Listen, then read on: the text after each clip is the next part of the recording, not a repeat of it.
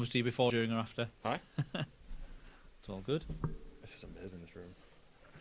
It's not bad, is it? Totally blown away, like. Compared to where we were before. Are we rolling? Yep. We've got Audacity going as well. Yeah. Cool. Oh, well, man. Ryan, thanks for joining us. No problem. Thanks for having me. You're the number one. This is amazing, honestly. I'm blown away. Blown away. This is great. It's, it's pretty, we're pretty happy with it. Mm. But, so, Soul Cage Studios. Soul Cage Studios, yeah. So, we were talking about this before. We're pretty sure that you're like the only company in Cumbria making video games. That's correct. It's something that we've always aspired to do. Like, me and my partner did a games design course a few years ago, and basically, in my interview to get in, they asked me, "What studio? Like, where do you want to work?" And, sorry, hit the mic. Like, where do you want to work in the future? What's your aspirations and stuff? And from day one, it's always been make our own studio and manage our own time and stuff. And it was, it's always been a dream of ours. So when did you actually start it? 2015, when we finished university, I immediately went in and registered the domains and everything. And then we went, initially it was self-employed. And we actually started out as Black Rat Studio. Okay. Which we then found out a Russian company already had that name. So, and they'd released a game. So we had to turn around and go, guys, we have to rebrand. So where did this one come from, this name? Soul Cage was just one of our favourite villains in a video game, Final Fantasy IX. Okay. It was. I stopped playing at 7, so. Did you? It's too many. But it was also the name of one of my partner's paintings. She does like oil paintings and stuff, and she did that on a master's degree. And it was just. It popped in my head one day, and I was like, that seems so befitting of what we want to do, because we primarily make horror games. Yeah. So it just seemed to go hand in hand, and from there it's been great. Yeah. If you Google it, nothing else comes up. No. Well, that's one of the most important things. So what was the first thing that you actually did? What, the first project that we worked on? Well, it actually is What's in the Attic. We did some stuff in university, which was like university projects, but we managed to go to like road shows. Well, not like a road show. It was like what's it called? Oh my god, I forgot the name. Like a convention or something. It was like a convention, yeah. Right. It was through the university, but we got to like show off our work and stuff. And there was a lot of people interested in mine and my partner's stuff. But that was like university projects. We never released those.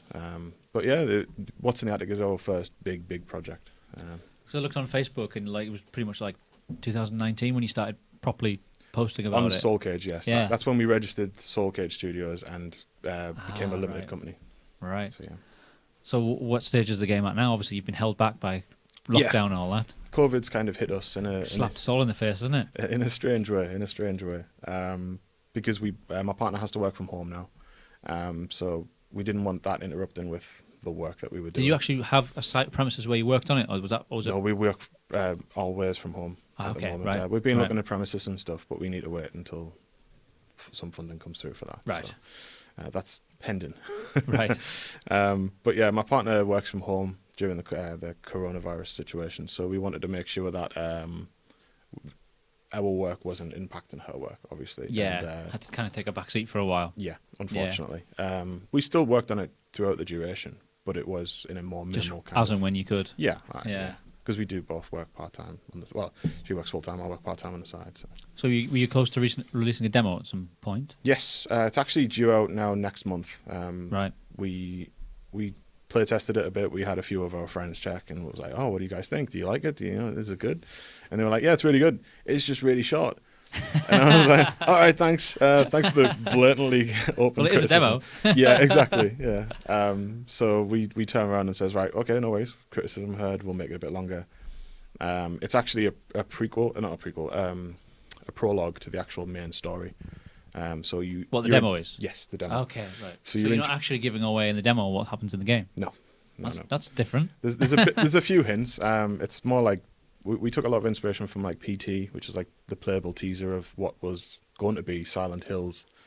Yeah, I saw that when I saw the videos. I got a Silent Hill, and I also got a bit Resident Evil. Yes, parts of it. Yeah, it's very eerie and like some of our biggest. At any moment, you're going to shit your pants. Yeah. Well, that's the dream. Try and make people do that. Customers either saying, "You damn bastards! You made me shit my pants." I demand a refund. Actually, you signed up for this. That would be an achievement. That if you could achieve that level of. That's the dream of a horror developer, I think.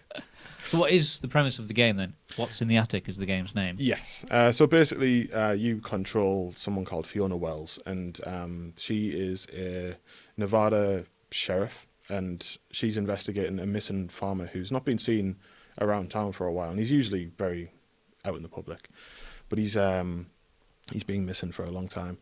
Well, not a long time, but a few weeks.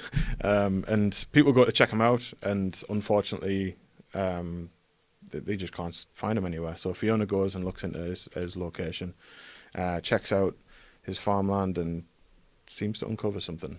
Right. So, in the first level of the actual game, apart from the demo, you traverse his farmhouse and you kind of go room by room, solve puzzles, challenge beasties. I'm not going to give too much. No, don't. But then there's there are some locked rooms which you can't get into, and then later in the game, you find out that those locked rooms are very pertinent to what's going on. I mean, I saw the videos on YouTube, Yeah. the run through thing that you did of like the room where the sheriff's office was it? Yes, that's the demo. Yeah. Looks really cool, very thanks. eerie, very. You've nailed exactly what you. Yeah, I assume you've nailed what you were going for. The look and the feel of it. We're very happy with how specifically the demo looks. Can we pull that up on YouTube? Maybe. Because when you start a game, where do you begin? What do you do first? Well, that's the thing. It's that's a very good question. A lot of people just go like, "Wow, that looks great." Anyway, but people. It's all right having the big idea, but like, Yeah. what's the first thing you have to do? Well, that's obviously. You need one a of game the engine, things. I imagine. Yes, we start out the actual mechanics of the game when we block in the level inside of Unreal Engine Unreal. I knew it was going to be that yeah. or Frostbite or Unity. Yeah. Yeah. But we've dabbled in Unity and we've Are dabbled. those free to access to anybody? Unreal is. You have to pay like a royalty after a certain amount of earnings. Okay. And Unity has a different licensing structure. I think it's a similar one, and then you can actually just pay for a solid license. Okay. There's like Unity and Unity Pro, but Unreal's just free. So when you get the engine, can you pretty much do what you want with it, or Yes, is there limitations of it, or there are some limitations, obviously, but that's been mitigated a little bit with this new generation of consoles coming out. right, of course? Because the engines are more designed to the current like things that are on display. For example, like the consoles really dictate what's coming next, if you know what I mean. Right. Because people want to have their game be most accessible to as many people as possible. Absolutely. So we had to take into consideration stuff like, well, can the PS4 do this? Can the Xbox do that? And the engine has optimization settings that help to facilitate that. Okay.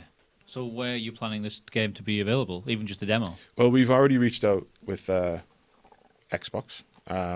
So they're quite good with the ID game, the independent games, yes, aren't they? yeah, that's kind of how we've gone around it. You see, the ID at Xbox, but then we were actually blown quite away. Last August, I think it was, we got like a legal contact from Xbox, reached out and he's like, "This is an NDA, this is a contract. Don't talk about anything that we talk about from this point." And I was like, "Oh wow, this is a bit more real than I expected." Serious. Yeah, and from that point, it's kind of been the waiting for us to give them something to show, which is what the demo is going to be. Ah, cool. So, yeah, so it's been really. So me and Tech are both Exciting. Xbox, so will that demo be available? As soon as we get approved. Cool. So yeah, I don't know if I'll play it. I suck at horror games. Well, It's just to see it, the fact that it's made by someone in Cumbria. I'd be like, wow. Is it on? It's here. Oh, the environment. What's it called? The environment fly through. Is this the one? Yeah. Maybe Yeah, turn the that's- sound off or down. yeah, the music we chose from was Turn it off and yeah. What, just... the music was from a I'll put it on slightly. what's he called? Okay. I forgot his name now, unfortunately. Mayu. He does free horror, like copyright free music on YouTube. Okay. Wow. Do you know creepypastas? No. No, it's like horror stories that have been written by just everyday people, Okay. and then people on YouTube read them out in a kind of freaky way. But they overlay it with this music, and it really adds to it. So we thought those, those tracks need to be included. This looks like one of those games where any corner you go around or any door you go into, something bad could happen. Well, what we're trying to capture in this, I mean, it's changed quite a bit from that point, but Cool. That's it flashes between the two different realities, let's call it, like the waking world and the nightmare world. And oh, right, okay. so basically, in the demo, we haven't got a video of that, unfortunately, because, as I said, everyone was like, "Oh, it's too short." Yeah. So I was like, "Right, delay." But basically, what happens is you go through a certain door, and then something happens, which triggers Fiona's anxiety, which is the main mechanic of the game. Okay. And basically, she goes into this kind of like a panic attack state, and then she comes to, and the world's changed around her. And Right. that's how we're planning to impact the game on the player, have the environment react to her state Right. within it. So when you started programming the game, had you already written the game? Like you knew exactly how it was going to begin and what was going to happen in the middle and how it was going We to end? did. That's not the story anymore. But yeah, it started out one thing. How does that happen? You get ideas as you go along? Kind of, yeah. Initially, Or feedback? You what, sorry? Or feedback sometimes? Sometimes feedback, yeah. We've had a number of iterations of the game. Like one was you played as children who were exploring like an abandoned farmhouse, Right. and it was like this certain creature or entity was there, and you had to wear a tinfoil hat to stop it from probing your mind and stuff. And then it totally evolved from there, and it's changed so much in the time that we've been working on it. Though it's been crazy. It seems. I looked at the and like full resolution on YouTube, the video. I was like, this looks amazing. Oh, and thank I'm similar to Tech. I'm not really into horror movies or games, Yeah. but I'll definitely be getting this. No, thank you. I appreciate that. But so when do you think? Have you got an end line? A A finish release line? date, yeah. Basically, Roughly even. it'll be next year. It'll be Right, next yeah. year, 100%. Plus, with what's going on with the infection rate going up again, we don't know. We could go into Exactly. the lockdown and then Yeah. everything gets put on That hold again. might help development this time. That's true. That's true. Yeah. Yeah. I haven't We'll thought see. of that. We'll see. Yeah, because if all your stuff was office based or in an actual studio, you couldn't go anymore. No. So But you actually, unfortunately, yeah, we work from home, so I'm just bombarded with everything while I'm there. So yeah, have you got other projects on the go as well, or does kind of.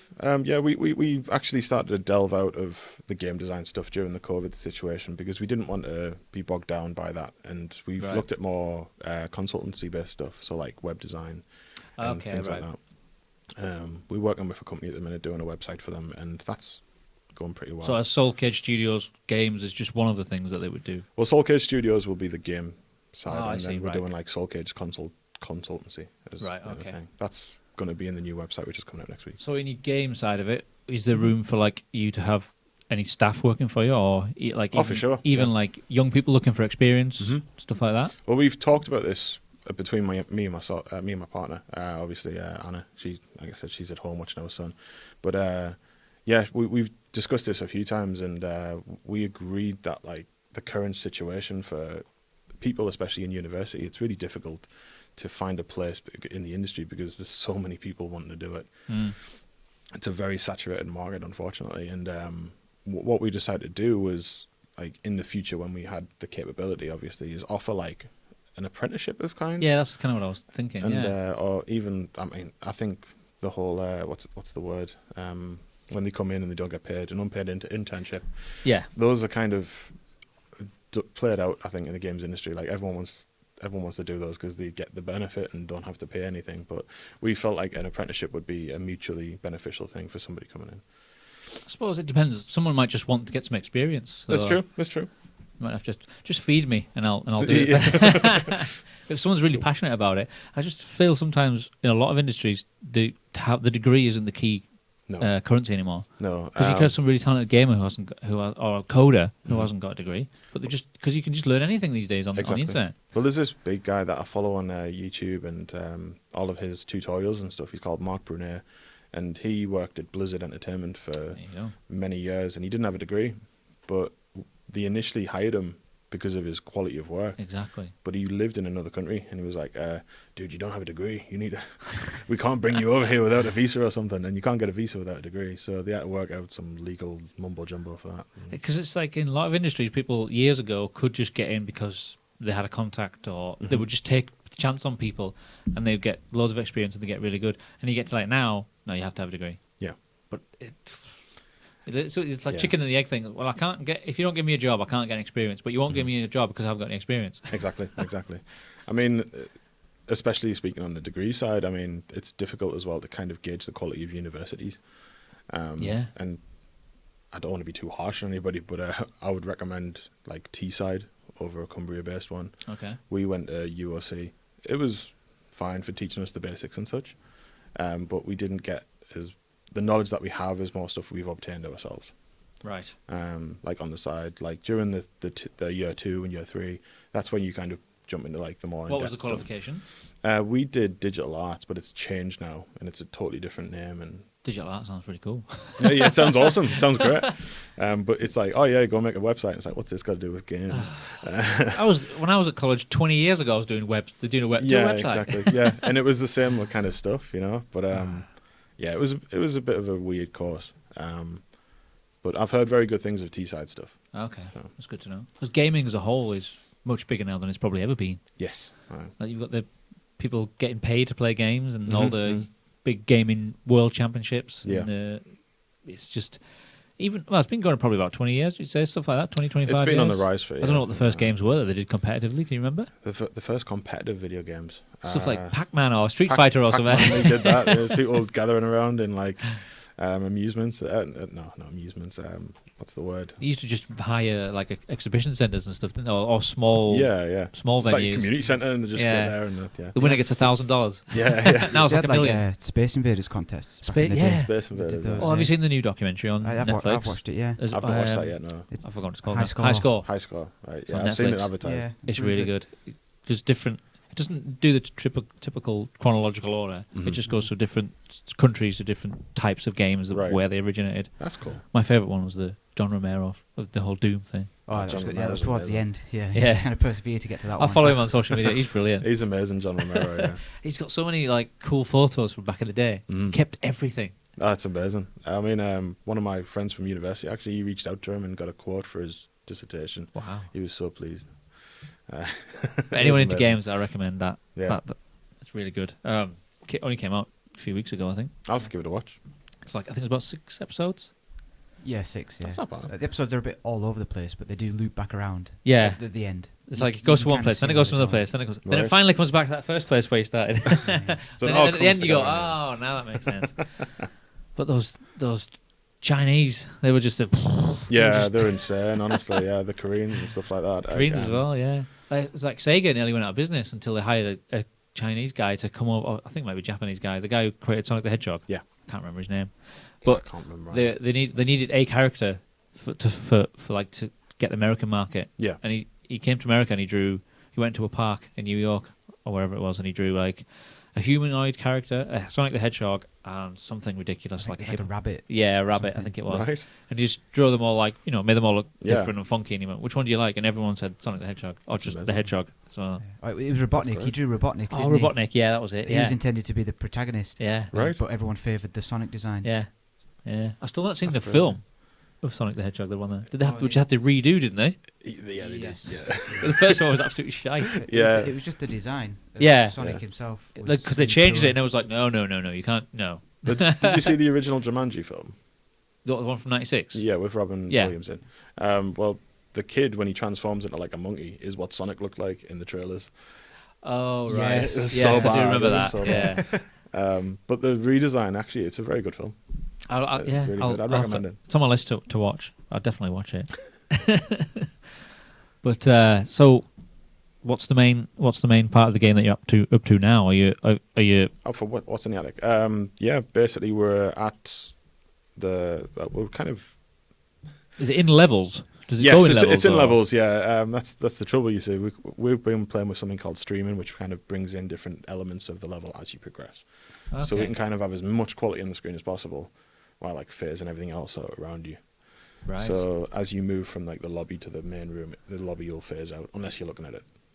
oh, so I see. it's Is that like ray tracing? There's a bit of ray tracing in there. Is that where you have to it cast a thing and then it sort of discards what's if you're not looking at it, there's no point in it rendering it. Yeah, sort that's of thing. that's like line of sight stuff. And Yeah. we've been looking at that, and Unreal kind of does that in itself, anyways. Okay. But there's other elements you can add to that, which like stream stuff out. It's Because I really remember interesting. back in the day on the old PlayStation with the pop up. Yeah. Racing games with trees and stuff were just popping up as you were coming over the hill. Good old view distance, and it's just like Oh, Well, you didn't really notice it then. It was, No, it was when you went back to it, you're like, oh my god. It's a bit more evident now. Like if you're running through World of Warcraft and all of a sudden there's grass appearing around you, and stuff, Yeah. and it's like, what's going on there? But some games like GTA, when it's just, it just goes on forever. Oh yeah, it's insane. What did I play recently? Assassin's Creed Odyssey. Oh right, yeah. That's unbelievable. The size. Like I was in the ocean for about 20 minutes trying to get from one place to the other. And I was like, what's going on? I'm not even playing the game at this point. Or like Red Dead, when you have to get on a horse and go. Oh yeah, Red Dead, and then your horse would die, and you'd actually mourn it in real life. And oh man, that was crazy. But Red Dead was great. So have you got any? Will this game work on the next gen console? Yes. Is that all automated then? So how do you? Basically, Unreal like exports it as an exe or a launcher, Right. And So it'll just work on the. it should do, yeah, with the new versions of Unreal that's coming out. Especially, I don't know if you've seen it, but there's a new version of Unreal coming out. So like currently we're using like Unreal 4. Oh, the engine or the game? The engine. Okay, right. So like there's a new version called Unreal 5, which it's insane. There's a YouTube video of it, and it's just incredible, just seeing what you can do on it. And Right. people were looking at it and go, that's not gameplay, that's not real. And it's like, yeah, well, from a designer point of view, I can totally see how it all works. And it's unbelievable, to be very honest. But it's looks incredible. It's exciting stuff. So when will you be able to get your hands on that? I don't know. I've been That'll be pestering for your next game. Yeah. We actually do have ideas for that, but yeah. What for your next game? Yes. Ah, cool. But you can't do too many things at the same time. No, because no, they take a lot of time. We can concept, we can talk, and we That's can true. kind of. So do you have figure out anybody stuff. else who you collaborate with sometimes when you're Yes. doing stuff? Specifically, one of our voice actors actually, and it's the guy I mentioned before who did the John Romero thing from Oh, University. He's Luke Galloway Smith. He's Where's he based? been really supportive of us all the way through. He's in Carlisle as well. Right, okay. He does like voice acting for us. He does play testing. He's been really instrumental in kind of helping guide our vision and stuff, keep us on track. Cool. So how many voices? Are there many voices in this game? There's four. Okay. I do 2. You have to alter your voice then to. Yeah, I have to do like an American accent. I don't think I'm very good, so I can do it, but I don't know if I'm confident. If you want me, we're get the molasses in my mouth. You know, I get this going. Yeah, that's kind of Crawford. It's stuff like that. But the other one I do is the creature, and Okay. I can't do that because that's heavily modulated. Right, yeah. So, What was the inspiration for that? well, for the creature, Yeah. a number of things actually, like Silent Hill specifically. Yeah. Did you ever play Silent Hill, Tech? No. That was one of those I did games that. where, like I did Resident Evil, once. because I'm not really into that game, but the Resident Evil and Silent Hill, Mm. probably 2 that I've played a lot, that really stuck in my mind and Yeah. had an impact on me. What's he called? Trevor Henderson, I think it is. I think that's right. He designs creatures on Instagram, and he Oh, right. designed Siren Head. Do you know Siren Head? No. He's like an obscure kind of Slender Man style reference Right. creature that appeared on the internet one day and then just took it by storm. Okay. And he does he takes pictures, but then just draws creatures into it in a weird kind of Right. in a shadow in the distance. You'll see like an outline. It's like, oh my god, there it is, messing with my mind. But it's stuff like that, kind of extra dimensional creatures. There's actually one story that really inspired What's in the Attic, and it's a creepypasta, and it's based on this obviously creepypastas are like fake true stories. Yeah. And basically it's talks about Area 51, but that it's not about aliens, that it's about extra dimensional creatures, and there's this one that's at the very bottom of it that you can't go in there because she just doesn't exist in this reality. It sounds really obscure while I'm explaining it, but it's been a big inspiration for us. Cool. I just can't wait to see it. I can't wait to see it in action. And Yeah. I know, right? So where did you start with video games, and when did video games come into your life? When I was about 7, I think, my dad got me How old are you? I'm 33. Okay, I'm a bit older than you. What was your first console? My very first one, I might have been a bit younger than 7, but I had Master System. Classic. That was my very first one that I remember. I was very much Sega oriented Yeah. until I had the Mega Drive. Sony and There stuff. was one of my friends who had the Master System. Yeah, Well, my partner was games. like SNES and stuff like that. Oh yeah, So we kind of butt heads a bit on what games we they're all remember. great. They were all amazing. It's Everything. best if somebody's got one of each and Exactly. you can play them all. Exactly. I mean, especially with this new gen coming out, I'm like, oh no, my boy wants an Xbox, I want a PlayStation. So expensive though, aren't It's they? insane. It's insane. Have they released the prices yet for the Yeah. two? No, they have. It's 450, I think. For the Xbox One the, X? For the Xbox One X, Series X. That's Series X, Series sorry. Yeah. X. That's less than I thought it was going to be. I think it's 450. Oh, I know the PlayStation 5? PlayStation's 450. The PlayStation 450, but they have a digital version. That's 350. Oh, yeah. It's really strange. They look like a discless version. Yeah. Which is where we're going now. No Yeah. discs. But it's unfortunate that the store marketplaces don't meet the prices of the high streets. Yeah. Because it's like, oh, well, Sony can save so much money, and then Yeah, I was thinking they about this the charge other day, you actually. more. Sometimes the only reason I buy a physical disc is because it's cheaper than buying it Yeah. through the store. Like, the store will still be like 50 quid, where I can get it in a shop for like 30 quid. Yeah. But I was thinking, well, that's probably why they're going to phase them out, so they can just charge more on the... Exactly. You haven't yeah. got an option. You It's- can't... No second-hand gaming, but like discs. Yeah. It's like GTA 5. You can go into town and get that for like £12 to £18, I think, in Yeah. CEX or something, and then PlayStation Store, it's like, oh yeah, £40, please. And it's like, it's been like 5 years It's a old. 5-year-old game. Why would I pay that? But yeah, it's a strange situation, like especially the distribution of them all. But yeah, And the big debate now is if you buy a game on the Xbox One, you should also get it if you buy the new console Yeah. for free. Yeah. You should have to buy it twice. and there's like some people going, Smart yeah, delivery, for is it sure, called? yeah. Smart delivery, yeah, that's the one. But that's been governed by Xbox, but it's optional to the Yes. publishers, to the game developers. It's Okay. not. So they can obviously COD and who's the other one? Call of Duty's releasing its own version. Mm. Yeah, so you have to pay a certain price, or else you don't get it across both. Yeah, and it's and like, then oh yeah, there was somebody, one of the other studios as is well. it EA? It might have been EA. They're just not gonna. They're not doing it, I don't think. No. See, how come that's such an issue now? Because it was never an issue last generation. What was When it? you only had 360 games and then Xbox One games. because They're it's- totally separate. Because straight away they started making 360 games playable on Xbox One, Yep, they did. so you could just carry it across either way. Yeah. But now there's a big difference between when you play a game on Xbox One and then if you then see the version on the Series X. Yeah. It's a massive difference. Oh, it seems unbelievable. Like, I mean, I'm a PlayStation player primarily. I apologize, but like specifically the Spider-Man game, for example. I don't know if you've seen it, but like when you play it on the PlayStation 4, there's a bit of a loading time, and then you jump into the action. But the PlayStation 5 is just bam straight away. Oh, this is the other thing. The loading times in this next Just generation gone, should yeah. be eradicated. It should be you should press play on the game, and you should be at least at the menu in about 10 seconds. Yeah, at least I agree in that point. Some of the games, like FIFA or even Red Dead, Mm-hmm. you're just like waiting for the first one. You're just going, oh, I'm gonna make a brew. Yeah, It's exactly. just the yeah. thing in the bottom corner. It's like, oh, it's drawn a map on the this- screen. I I'll know, come back. I know it's 5 years old, but this is just Mhm. it's just too much. I thought that would have been eradicated in this current generation. In phone, yeah, and this is the Xbox One. So I'm hoping for big things. Not that I'll be getting one for quite a while. I don't know. I mean, it was a bit of a messy launch for the PlayStation, but yeah, no, it's. It's part for me. I don't play it enough to warrant spending that much money Mm. on it just yet. I If it found comes that down recently, if mine. it comes down in price, then I'll probably consider it in a year or so, or maybe 2 Yeah. years. I Yeah. don't know. But also they're doing streaming now. Yes. xCloud. xCloud, yeah. So I tried this. I was in the testing bit last year. All right. So How was that? That sounds. It was all right. I've got a good connection at home, so Mhm. but I never really got a chance to try it going Right. out. When if 5G was standard, I imagine this is going to be Mhm. not a problem. So I had my Xbox on. I had FIFA loaded up. Then I went upstairs and I loaded FIFA. I loaded the xCloud thing on my phone, and I could play FIFA, the latest On FIFA your phone. from my Xbox on my phone, and it was Right. it was and I did it on my tablet as well.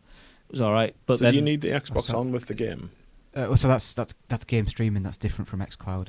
yeah, no, but this is what I was what I was trying last year. But then the premise being that I could go out, and then Yeah. as long as my Xbox was on, I could load it up on my phone and Mhm. carry on playing whatever I was playing. But then I was thinking, yeah, but really, could do with would I have to take a controller with me everywhere I go? Because the Yeah. phone, it's not. Depending on what game you're playing, it's not really ideal. No, yeah. But I get the. But I don't really. What is the full xCloud thing then? But XCloud is purely cloud-based, so you don't need to own a console or any games. You just pay a subscription, Right. get an account, and you play any game from that library. on your Right. device. And you've got your controller though, right? You have to have a controller. Yeah. Yeah. I think so. Yeah. Whereas game can see that. streaming is just if you have a console at home, you turn it on, and then Yeah. you can play it wherever you are Mhm. in the world. Yeah. Over Yeah. Wi-Fi. So then again, if I could have my tablet, I suppose, linked, and I could have a controller Bluetooth to it or something like that, that would work, I suppose. I mean, the streaming side, it's a bit of an interesting topic because Nvidia have their own, and then Google even try to do it. Or was that Arcadia thing? Stadia. Stadia, sorry. Stadia, yeah. But that crashed and burned very quickly. They had this ridiculous subscription pattern, Oh. and it was like you had to pay a subscription. You also had to buy the controller, which was like £200, but then you also had to buy the games. Oh. So like it was £200 for the controller, £40 for the game, and then £10 a month just to access your game that you already own. Greedy Google. Yeah, exactly. Oh. And then like everyone was like, I'm not doing that. And then like there was this damning video came out where like you press X on the Xbox controller or something, and he got to A to jump, and you press the jump button, and then like 10 seconds later your character would jump because there was such a long delay. And it was just like, wow, you guys really didn't try, and you're just trying to milk it for everything it is. So They just unfortunate. wanted the money. Yeah, it is. As if Google actually needs any more money. Exactly, yeah. Google, YouTube, all that stuff, and it's like, Ah. it's crazy. It is crazy.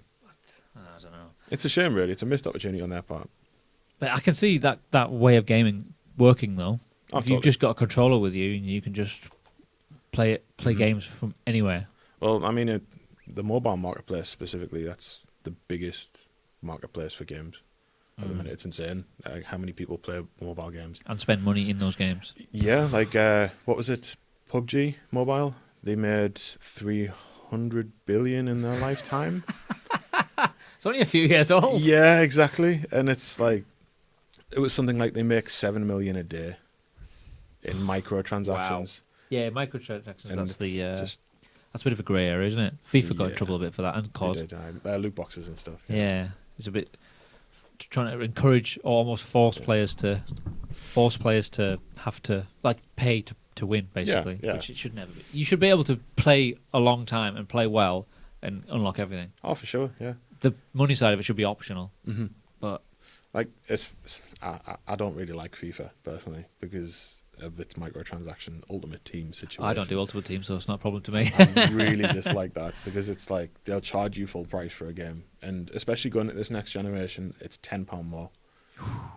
So it's like 70 quid now instead of 60, and then it's like, oh yeah, it's like £3 a pack. I don't know how much it is. No idea. I couldn't tell you.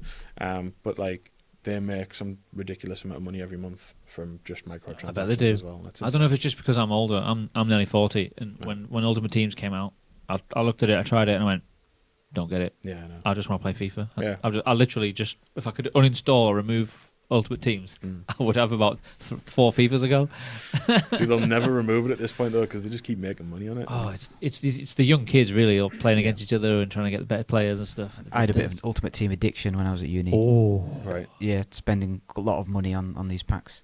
You don't have to it's, spend. it's addictive. It is, definitely is. And Yeah. I nearly fell into it again on FIFA 20 a few months ago. Oh no! Stop playing it now. This is turning into a counselling session now. Exactly. Yeah. My name is Tech, and I'm addicted to FIFA.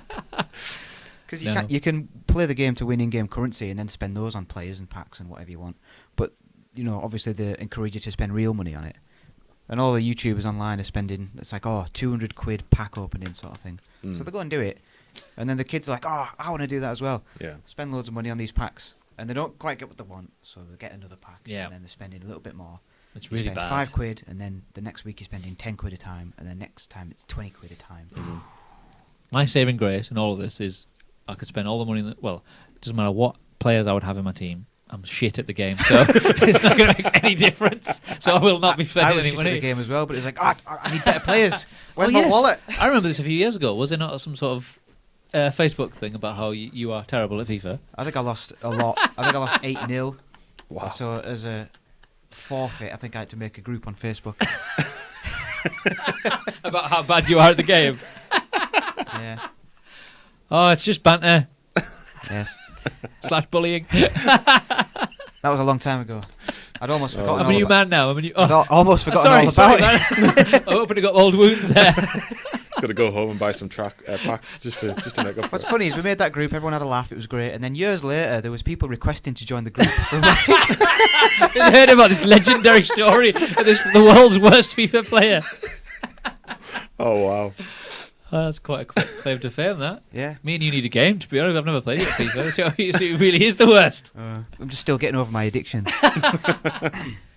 I've never been one for addiction in anything. Like, I've had friends who can't walk past a fruit machine without putting some money in. Right. They just pound after pound, and then they'll win £20 and they'll think it's great, even though they've put £40 in before they win the £20. Aye. Then they'll put the £20 straight back in. Yeah, that totally gets lost. Yeah.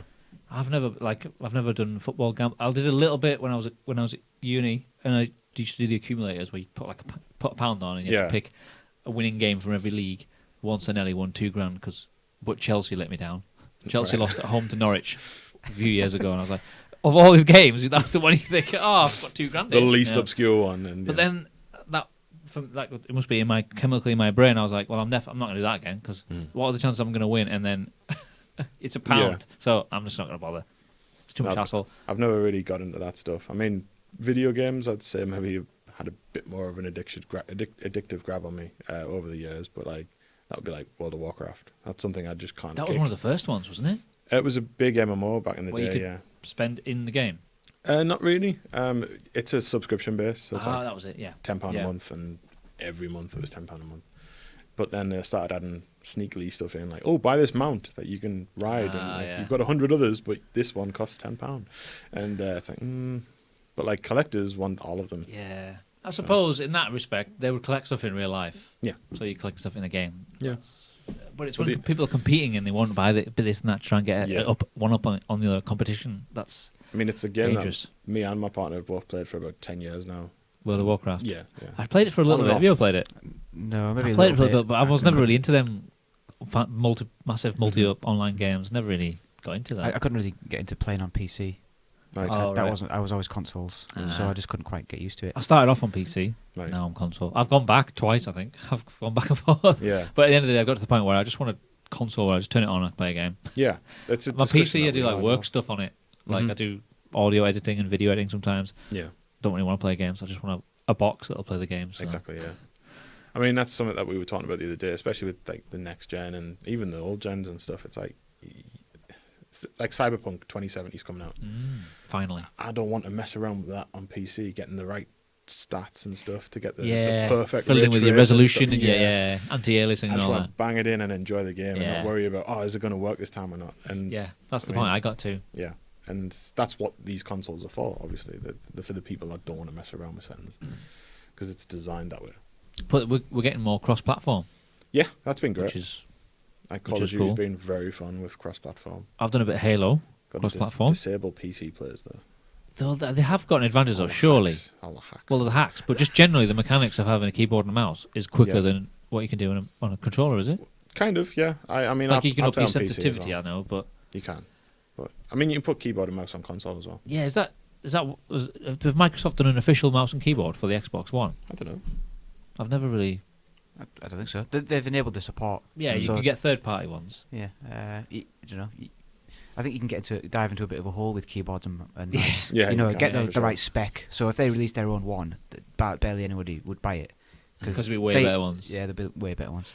They'd make it decent, but they'd way overprice it, so no one would buy it. Exactly. They instead released their Elite controller for games. Yes. So like Which had like paddles on the back. Yeah. Just a bit of I've got one. over-engineered. I got a white and gold one. Right. But cross-platform I think is huge potential. Can you imagine, just say COD, all Xbox players playing PlayStation players? See that's the kind of stuff that I would love to see, but they just mix everyone up, and it's like do platform platform. That would be amazing. Yeah, like I'd love that. Or what if you were playing and you didn't know? Yeah, it just take that out of the equation. It's just players. Yeah. See, they put like labels on it at the minute though, so you're like, he's winning because he's a PC player. He's got a keyboard and mouse on him, and it's like, can you not just remove that? Is that scientific? Does that been proven then? Do PC players generally do better? I don't know, because a lot of PC players use controllers. Oh right. So I know if you. That doesn't make sense to me. If I was using a PC, that'd be the reason I would want it for a keyboard and a mouse. I mean, you can get some really smart controllers for PC. Like I think the Scuff ones. Right. They're like custom made and they're amazing. But yeah, like Nick Merckx, I think he plays on PC, and he uses a controller. I suppose there'll be some players who defy all that. Yeah.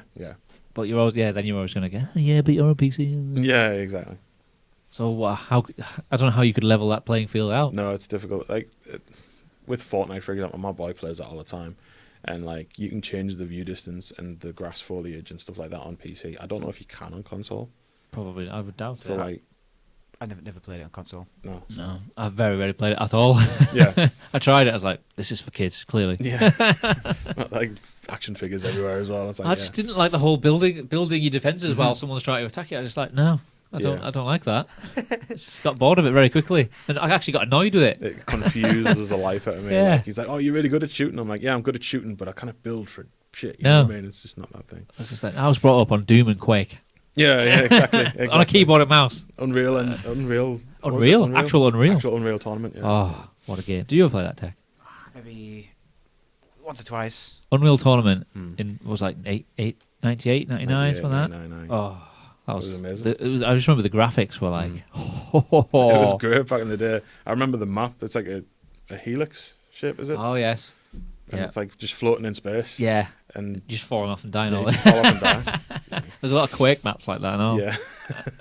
Those are great games though, and they shaped what first person shooters are today. It's Absolutely. I remember queuing at WH Smith in probably 2001, whenever Quake 3 came out.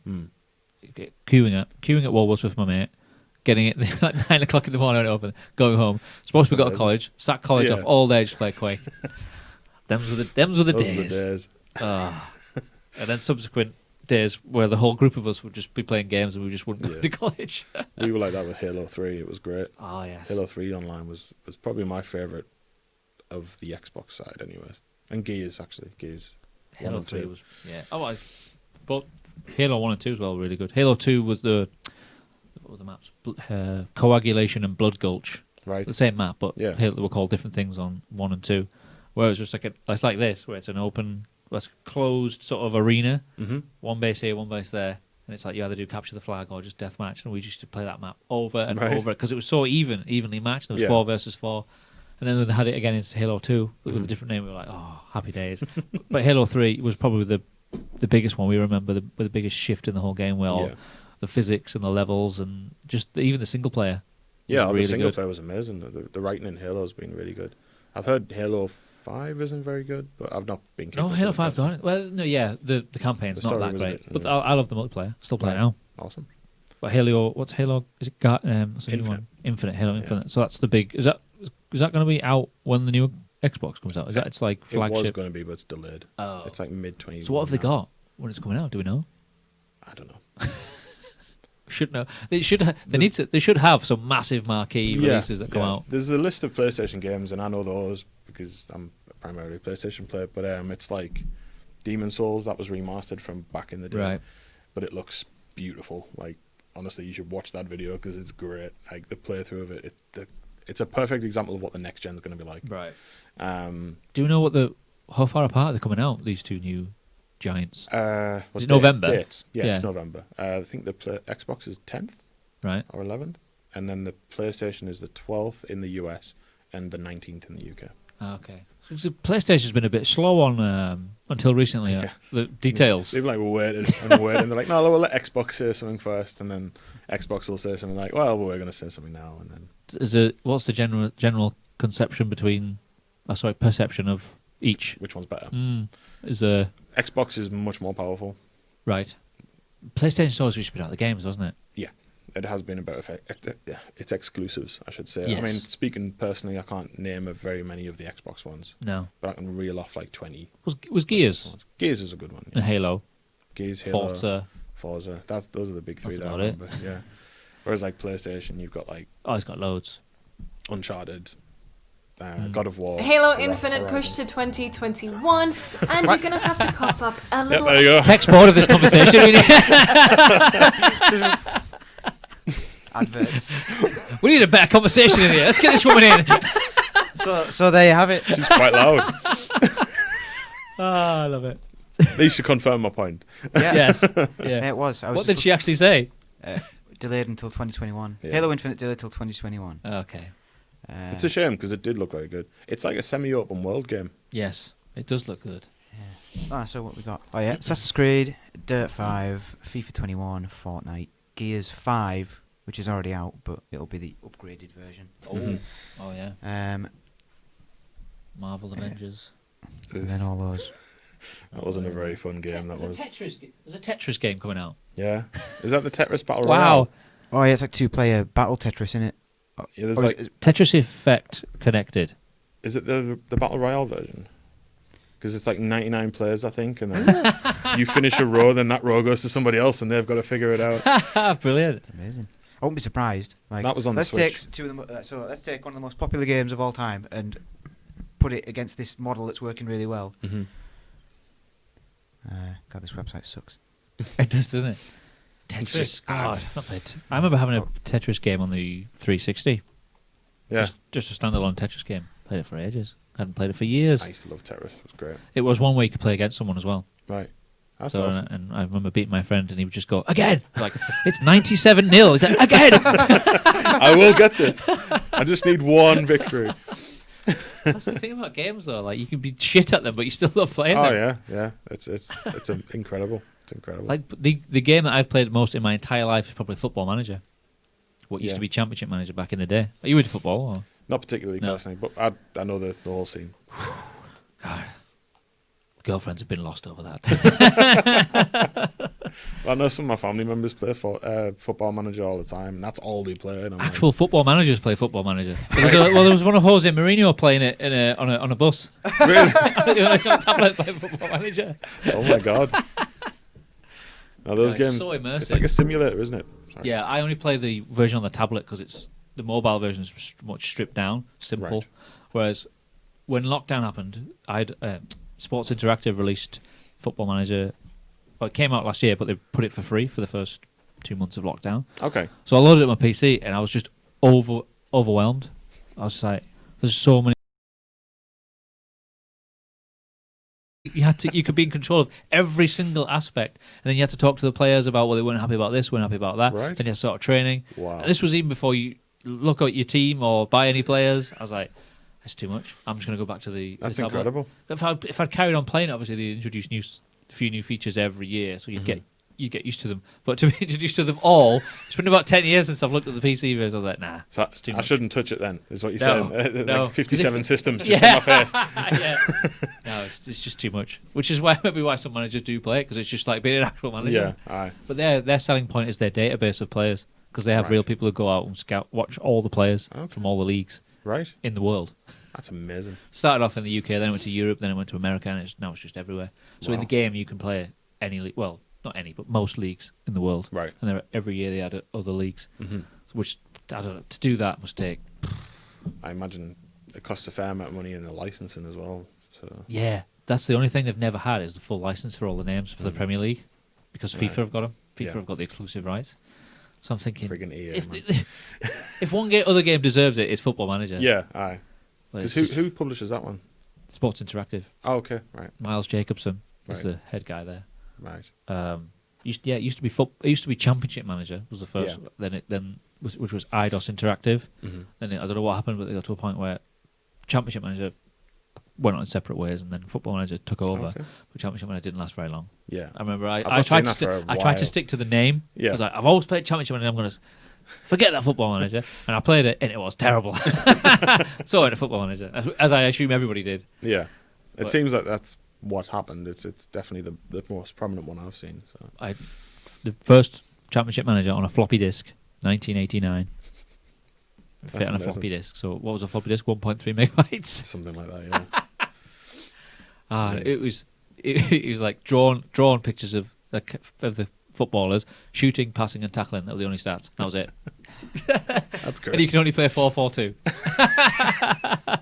But it was even then it was addictive. Yeah. You just start playing it, and it was just time would just See, I piss always by. like those kind of simulation-based stuff, like WWE as well. Oh, Those yeah. are great. I love Yeah. that stuff. Absolutely, yeah. Did you ever play Command and Conquer? Yes. I I love love that Love game. that game. Command & Conquer 3, I Red remember- Alert and stuff. Yeah, I played for the first one, which was on the PC. Mhm. Command and Conquer. They're doing a remastered version now. Like with I redoing saw that, all yeah. the- It looks all the- crazy with the whole... You can slide the thing across Yeah. to see the difference. It's the Oh same my UI, God. isn't it? Yeah, Everything. and the It's first just one, mad. when you go into the first one, like, I don't even know what that is. What's Yeah. that? Is that a tank? How did I know what this was I back know. then? Well, it's because you've gone such high res to go back to it. You're like, I have no idea what that is. Yeah, I mean, I've got memories of that from even like jumping to the Xbox 360 because I had a those- CRT TV, and it was really bad resolution with the Xbox. And then I remember playing a game, I think it was called Lost Odyssey, and it was like I had to get this close to the screen and squint to try and figure out what the dialogue options were. And I was like, wow, this is crazy. I need a new TV. It never really. I had it on the. It went on. I don't know which one it was. One of the Command and Conquers went to the PlayStation, the first PlayStation. And we tried to play it, but as soon as like it was just you could do system link. So my friend had a PlayStation. We did system link. Yeah. But as soon as you sent all your tanks into the middle of the map, it just started going. So we were there, just like, I'm attacking you, by the way. Just like, sit there, wait for your tanks to get there. He's like, don't worry, I've built loads of defences. They won't get through. it While just this is didn't work. loading, I'll quickly do this. And then, Yeah. yeah. So that's the limitations of certain consoles or the controller. Like Football Manager didn't really work on the console. They could never figure out how to get everything that you needed in it by using the controller. So, Yeah. but then I thought, well, why they could have brought out a keyboard and mouse for it Yeah. then, it would have been, but it just never worked. So they never bothered, Yeah. and they never did. They never did really multiplayer. Okay. The first few did, Yeah. but then I don't know. I don't know because they didn't have. There wasn't like massive servers set up by Yeah. like Microsoft or something. They'd have to do in house. So It's always I difficult suppose with I see it as a situation. more of a single player game.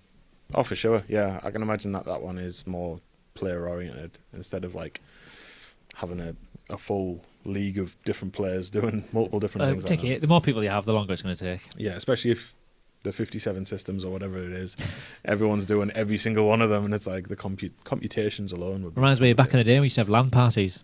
Yeah, yeah. Oh, playing like Quake, Doom. Street Fighter and stuff like that. And We used to play Command and Conquer, but one game used to literally take all day. It just you go on and on and on. No one could beat anybody, so you just go on and on and on. But then, like sometimes when we played Quake, it was like, oh, you haven't got that patch, you haven't got that system update. yeah. So it was like 4 hours before we actually started playing. It's like, oh, I want to go home now. But just the thought now of everyone, this was PC. Mm-hmm. Everyone, 8 of us, bringing our Aye. PCs to someone's house. You see videos of it and pictures from like the 90s, and it's just people like stacked PCs in really strange positions, like on bunk beds and Yeah. all this stuff. So we were like, Crazy. I don't know, 15, 16, but we weren't thinking of like, whose electricity bill is this? Yeah. Ridiculous. Parents are like, no, you're not coming next week. No. You can only come Go once to a theirs month. next week. You've all got to pay a $5. That's where it crazy. started, though. Now it's all online. But there aren't many games that do system link or split screen. There's a few now. I think it's been a much more requested feature in recent Is it years. making a comeback? I hope It- so. it There is. was only COD and Halo, really, that kept doing it well.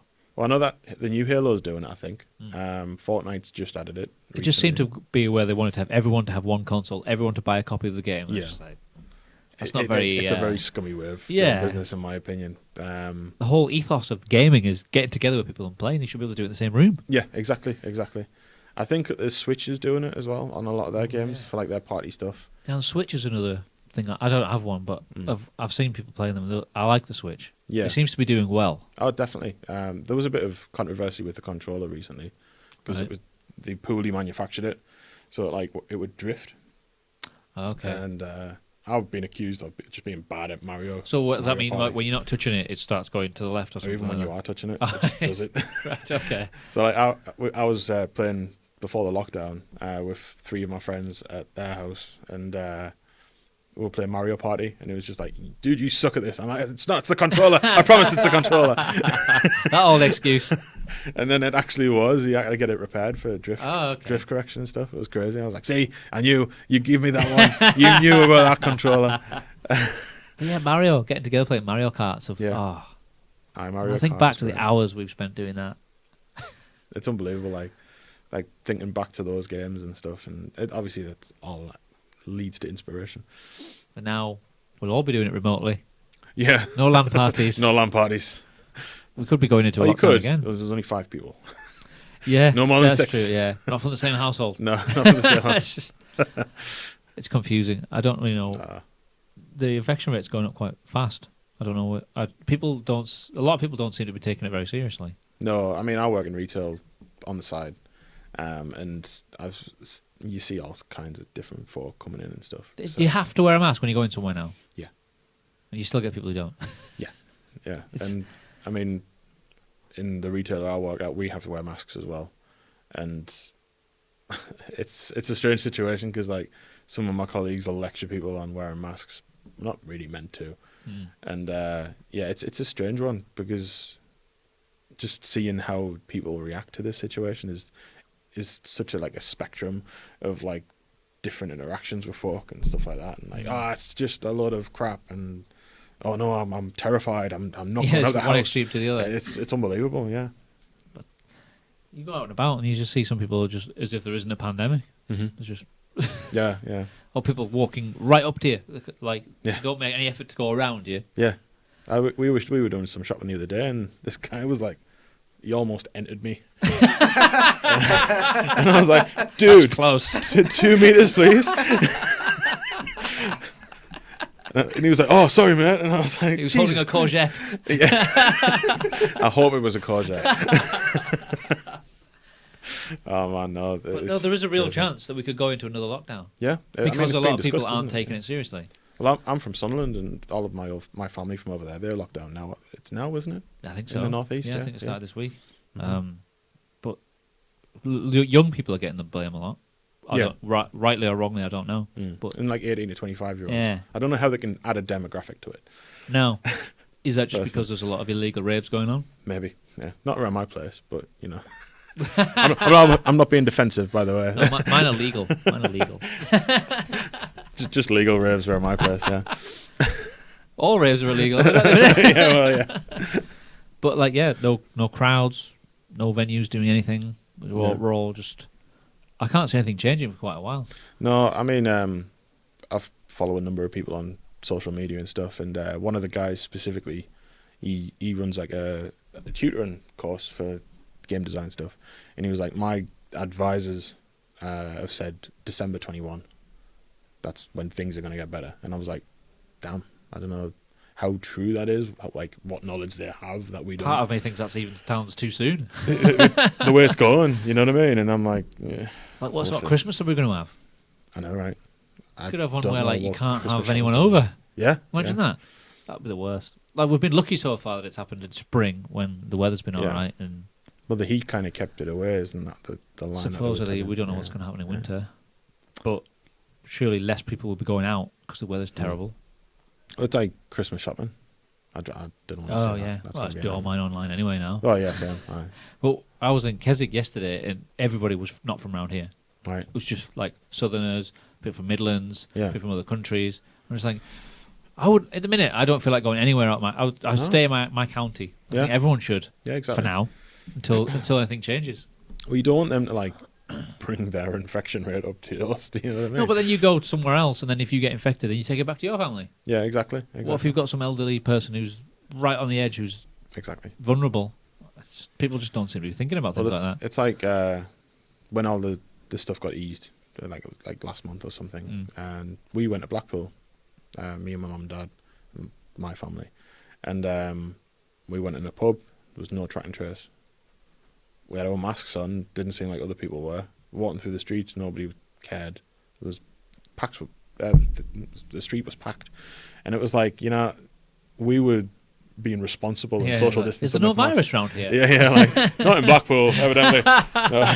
We're invulnerable. Yeah, it's on the roller coaster. We'll just stay on the beach. It'll be fine. COVID. Oh, that's the name of the roller coaster. Yeah, the new COVID-19 coming summer 2020. Can you survive it? But it's unreal seeing different people's situations with But I it. suppose it's a good time to be a game developer. Yeah, for sure.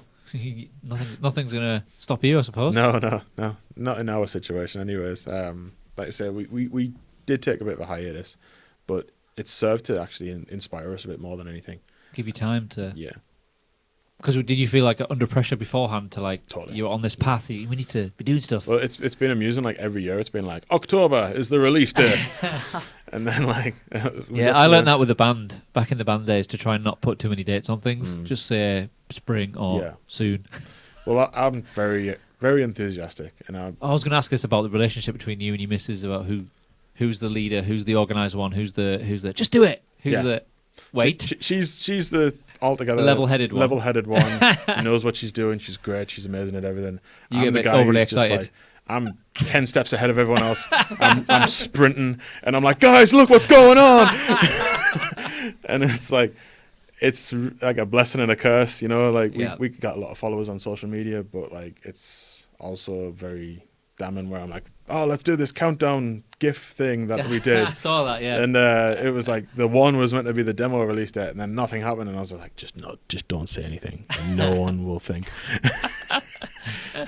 I bet she was like, I told you. Yeah, she said like we shouldn't have done that, and I was like, I know. So I'm leaving it all to her now. She's like, don't say anything today. Yeah, don't say a date. But she did give me permission to say October for the demo, so that's good. We want to get it out for Halloween, and that's perfect. Exactly. Yeah, we've had a few issues because, like I said, it was too short. We've extended it. We took a portion of the main game, which is like this cornfield maze area, and we're bringing that over. And cool. We've got some like showcasing different aspects of the game. Yeah.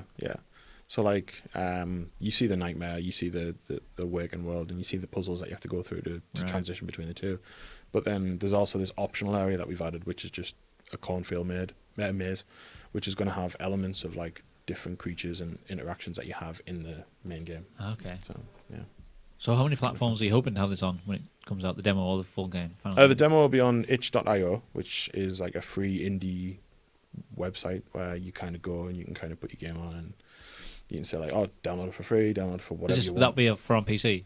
Yeah, that'll be PC. It'll be primarily PC. Right. Then we have to go through the rigmarole with all the console people. PlayStation's really difficult to get onto their console, but you have to have like a static IP address, a proper virtual server, and all this stuff. And basically, you need a actual studio. Will you be able to do that then? Do you think or not? Yeah, there's a way we can do it, but it's a bit long-winded. Okay, but we'll get there. And hopefully it'll be on. Yeah, fingers crossed. Once we speak to our like rep and stuff like that, we'll get things moving. It should be on by the end of the year at the least. That's the demo. So have you had quite a few people playing it?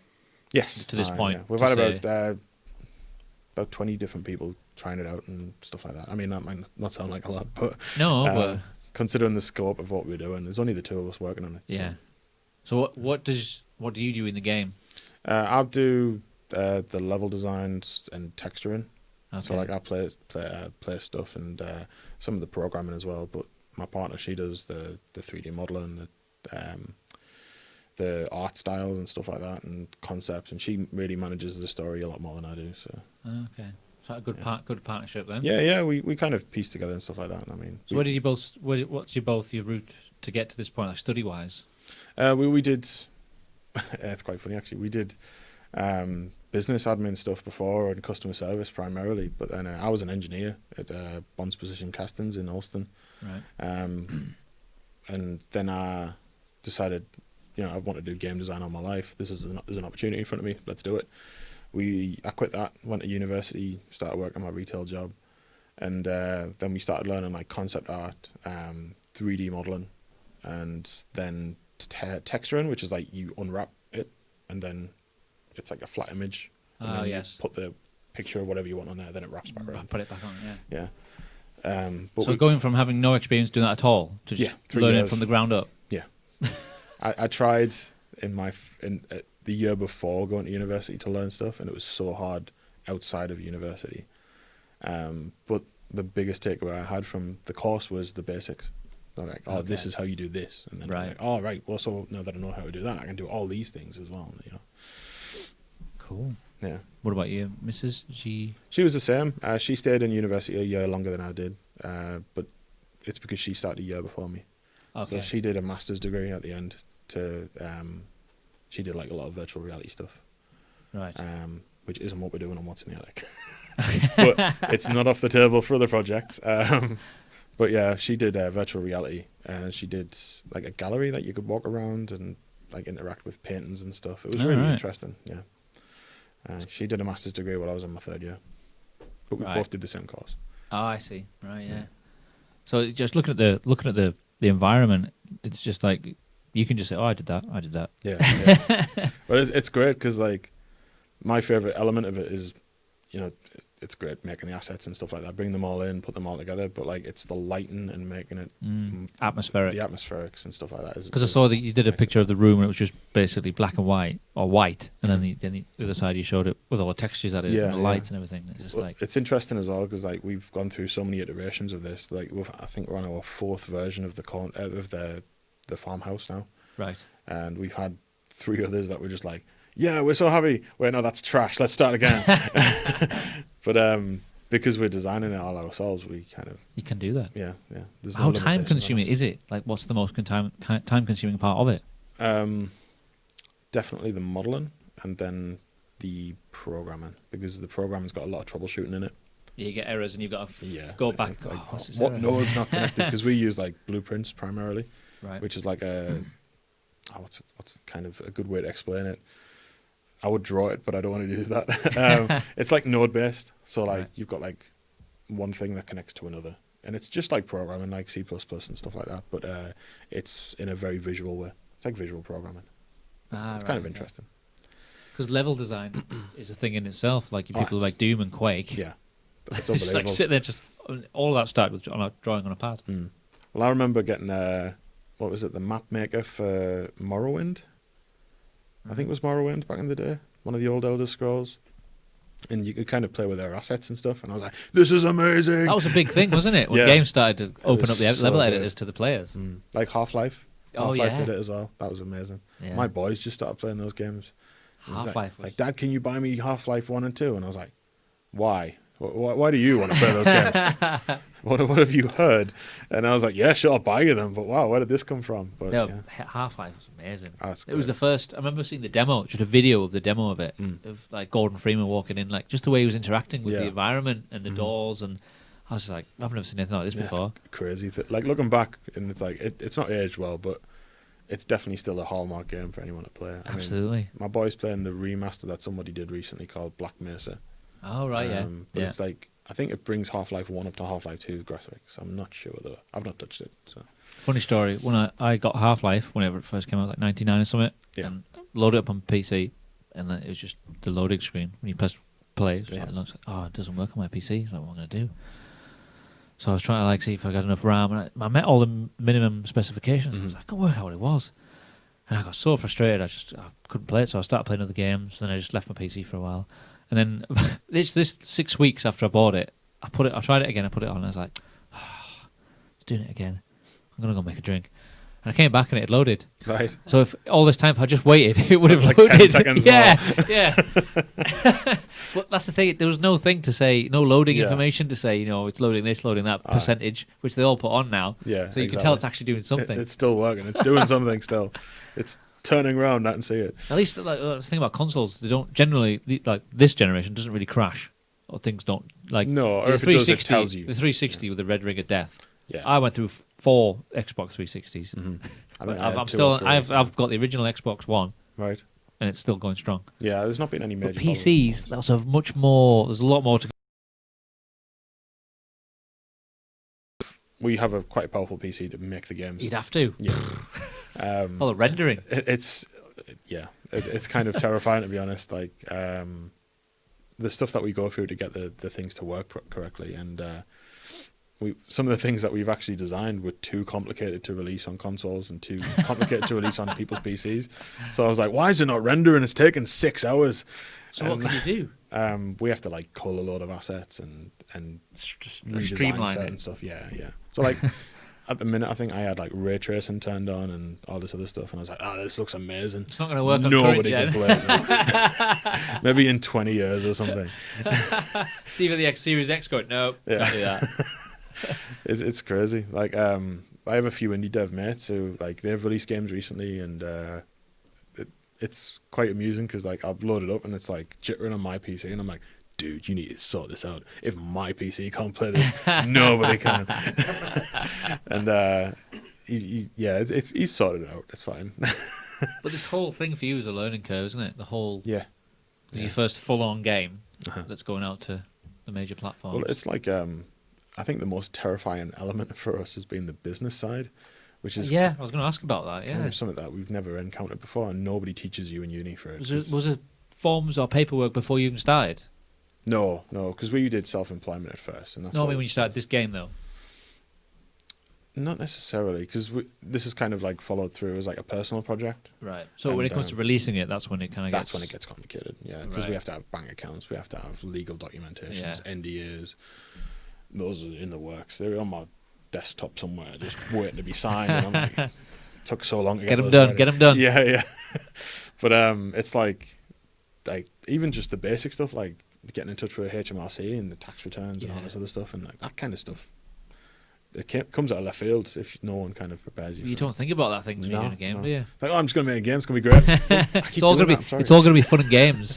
Yeah, all like fun and games. Business. But that's the thing. It's just out of nowhere. Yeah, there's a lot of stuff like that kind of caught us off guard. But you'll learn a lot from this one, and so going into your next one. Oh, for sure. There's definitely things that we've picked up over the 3 years that we're just not doing again. I'm not allowed to touch the social media. And we kind of have to just. There's got to be some stories as to why. Come on. Oh, well, I'm sure. I've told you. Like, I just. You do countdowns to nothing. I'm like, guys, look, I made a texture, and it's like, yeah, big deal, Baldy. You know, give us a game. Yeah, exactly. Yeah. I mean, we dabbled in like looking at doing crowdfunding, and that didn't kind of take off for us. So we went in a different direction. On your second or third game, when you got a bit of a bigger following, I think it's more viable. Mm-hmm. Now we took a lot of inspiration from like the Meatly and Bendy and the Ink Machine. Yeah, that's a fun game, and he primarily did comics originally, and he had a big following. But I didn't know that at the time. He had a lot of crowdfunding and stuff, and I was like, "Oh, we're gonna do this," and she was like, "Are you sure?" I was like, "Yeah, we're doing this," and yeah. So a lot of the biggest games now came from nothing. Like Fortnite was it an indie game? No, it was like a passion project inside of Epic. Right. But it wasn't meant to be a. It wasn't meant to be a battle royale. No, it was meant to be a Save the World was the original name, like Fortnite Save the World. Right. And then they just like, oh crap, no one's playing it. Let's make a battle royale. And then all of a sudden it was the main thing, and everyone was like, wow, this came out of left field. What about PUBG? Who made PUBG? That was it Blue something Games? I don't know exactly. They're an indie. Yeah. And they used like pre-bought assets and stuff, which we use a bit of. It felt old school when I played it. Yeah. It felt a bit like Half-Life, or I don't know, just felt a bit. I liked it, but it had a classic sort of feel to it, look and feel to it. What was the other one? What's the one with the cars? The football game with the cars? Oh, Rocket League. Yeah, that was an indie game, wasn't it? That was never meant to be. No, that kind of blew up for me at least when it came free on PlayStation Plus. Ah, right. And it just appeared one day, and I was like, "Oh, what's this?" And my brother was like, "Oh yeah, it's a football game that you play with cars." He says, "That sounds fucking great." I played it on the PC. All my friends were getting it, so I was like, "Oh, it was on offer or something." So I'll get it as well. We played it for ages, but I've not played it for a long time now. Have you played it? Yeah, I played. It's going to be free on Epic Game Store next week, I think. So just free because they bought them out. Ah, right. So they're just trying to increase their library because they're trying to go against Steam. Which is wow. I mean, they've got the money, but Steam's been going a long time. Yeah, they have. They've got a lot more features as well, unfortunately, and they've had a lot of years of market research and customer feedback, and that's it. They've got all the stats and everything that they just need to keep chugging along now. And the only thing I thought about Steam was they never really updated it much. No, it kept the same look and feel since day one. Yeah, well, that's the thing. Like Steam takes 30% of your profits. Right. Whereas Epic have got a turn around and said that's not the right way to do it. You guys should take like 12, like we are, and we're just going to keep buying exclusives until you guys change your tactics. And Steam are just like ignoring them. They're just like, we don't need to listen to you. They don't. We've been doing it for years, and still Steam's the place to go. So that's where we're building up to. We have a application ready to go in for that. To Steam. Yeah. So that's Steam seemed to be pretty straightforward. Yeah. As opposed to getting on a console. Yeah, console there's extra loops to go through and stuff like that, and you need to get a dev kit and then test it on that, and then make sure it works in that the console. Whereas like on Steam, it's like just for PC. So if you have your minimum specs that you know, and you have all your business side stuff sorted, you just pay the fee, apply, and then like a month later you get a storefront. So, okay. And then from day one they just take 30% of whatever you make. Yeah. I think so. Okay. Yeah, Well, which is it's a bit crap. It is what for, it is. for two people making a game. But Yeah. so yeah, that's the thing though. You just got to kind of It's just price that sense yourself of, accordingly. it's that sense of achievement, though. Yeah, exactly. Of just being there. Exactly. Look what we made. Look what we did. At first, for a while, we were approaching the project like, this is going to get us out of work. This is going to be, this is us now. And like... In brackets, eventually. Yeah, eventually. At some point in the future, maybe Yeah. 2050. Especially not with this situation, kicking in the nuts. Although games have actually took a massive increase. I suppose what else have people got to do? Exactly. But no, more recently we've decided, look, take it easy, go to more of a passion project, more of a Just fun make it experience. right. Doesn't matter how long it takes. Exactly. Just get it right. That's It'll be exactly- worth the wait. Yeah. Well, Otherwise, if you rush out, you're just going to get people complaining, "Oh, this doesn't work," "Oh, errors," it's not and fun, just, or it does this, yeah. Then you're going to have to go back and do more on it. Exactly. Whereas if you spent the time in the first place, Well, that's what we're doing. We want to make the best project we can, and it's got to be as fun as possible that we can make it. And that's what we're approaching it as. And we're going to have fun making it. Which how do you decide how much the game's going to cost on each wherever it is? that's difficult as well. That's that kind of the split, like I was talking about before, Yeah. the Steam stuff. Like Steam take 30. I think Epic take less if you're an Unreal developer on their platform, because Epic makes Unreal. Okay, right, that makes sense. So like Epic takes a cut if you're an Unreal developer on Steam, because they take like 5% over 30 grand or 300 grand or something like that. Right. But like you've got to take all that into account, and then The other things like how long does your game take to play? Mhm. If Well, your game it's took 5 like- hours to play, I'm not going to pay 20 quid for it. it's an interesting discussion really, because there's one going on at the minute. Like AAA developers are going, right, well, next gen's coming out, you're paying £10 more, flat, ever across the board. Some people are not doing that. Some people are, but it's going to become standard very quickly. It usually does. But like indie developers like us, it's like, can we charge £10 more now? I don't think so. And it's like, Doesn't seem fair, does it? no, it's not. And there was a big discussion on, because I'm on Twitter, so Soul Cage, and we kind of like go through it, and it's like, it's reading the discussion, it's like back and forward, like, well, yeah, you can, but you're not going to get as many sales, blah, blah, blah. And we ended up landing on around a £15 like figure. It's felt right. Wherever you for the are, game. it'll be £15, whichever Yeah, platform. roughly like Yeah. that, yeah.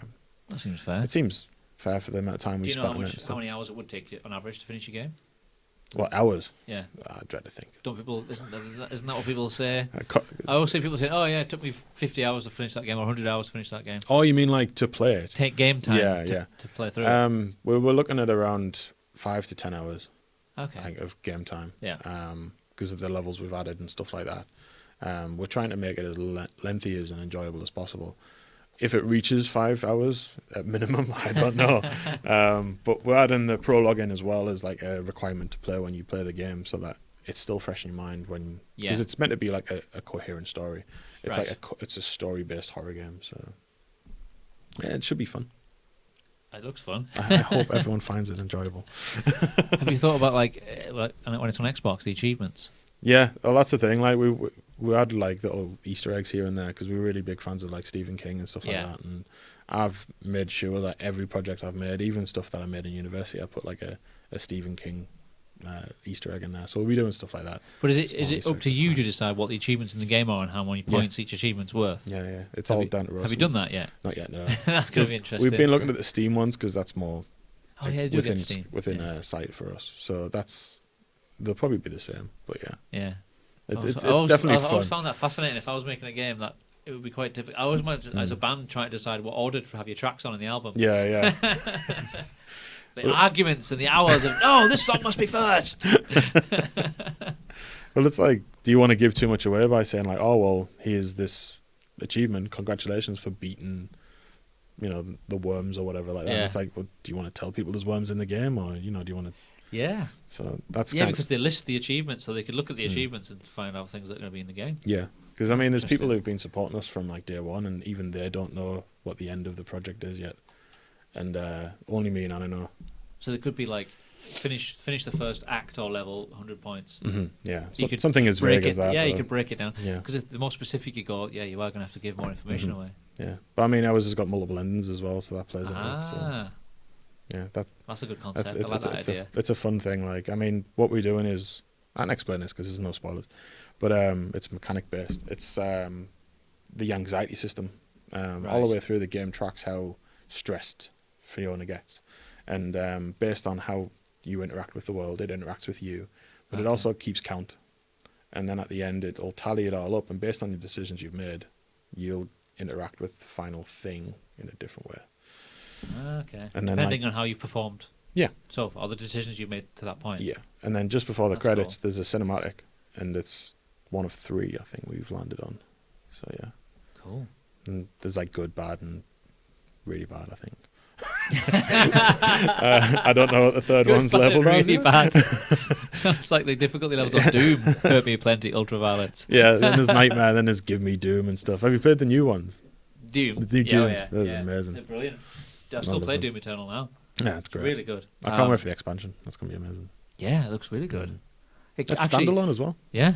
It came. The Doom Eternal arrived on my door, through my door, the day after we went to lockdown. Right. I was like, Perfect I now time. have something to do. It's a sign. It's a sign. Doom has just come through my door and on my TV. Oh, that was great timing, though, that was. It took a long time to finish as well. That was, it was It intense. was kind of tough, wasn't it? Yeah, it was intense. It played differently at the first, I thought. It did. It But did. it I really was- it liked. was a lot I more really fun. liked Doom 2016 as well. Mhm.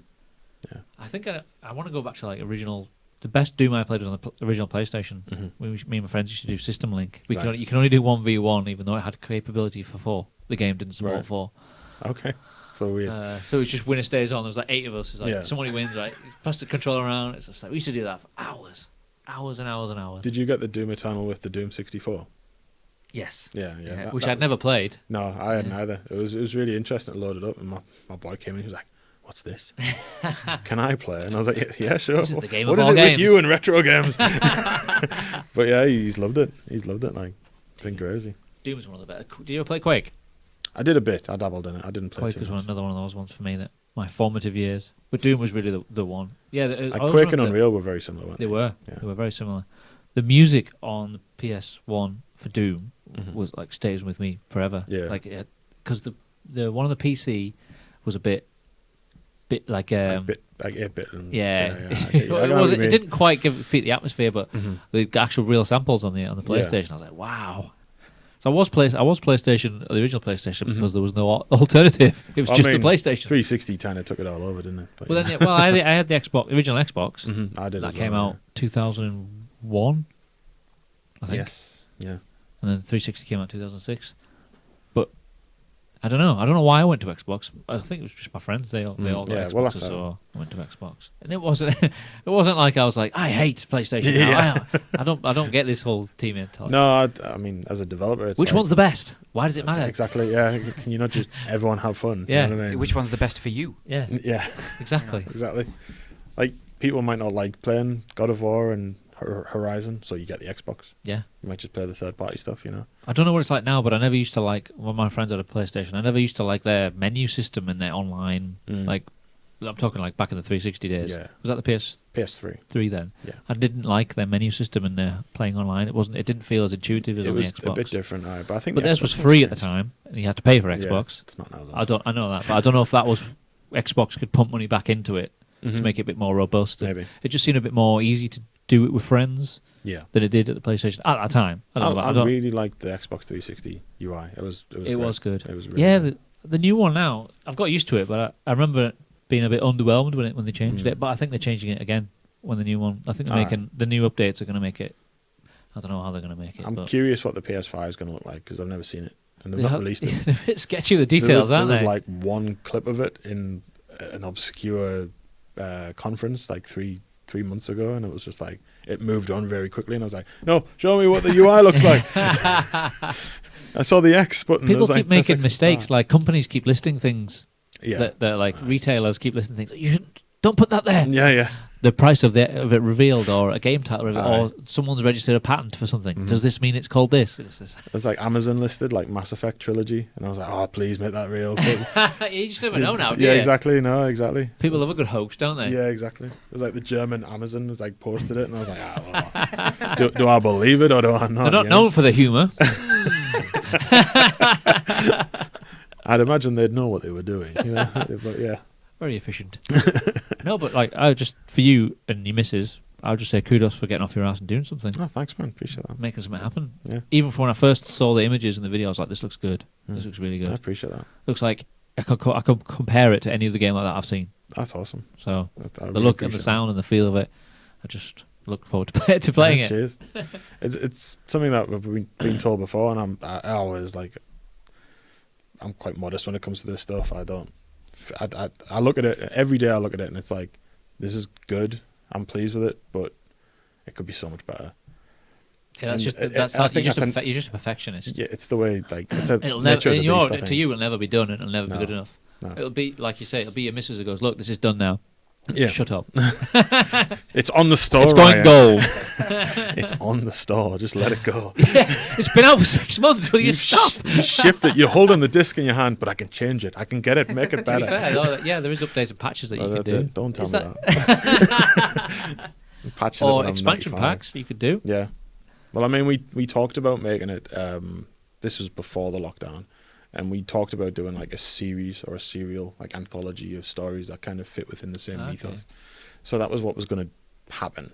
We don't know if that's still on the cards because we've had some new thoughts. But As we'll in see. other releases that like tie on from that game. Yeah, like a Series. kind of like a an series, like episodes.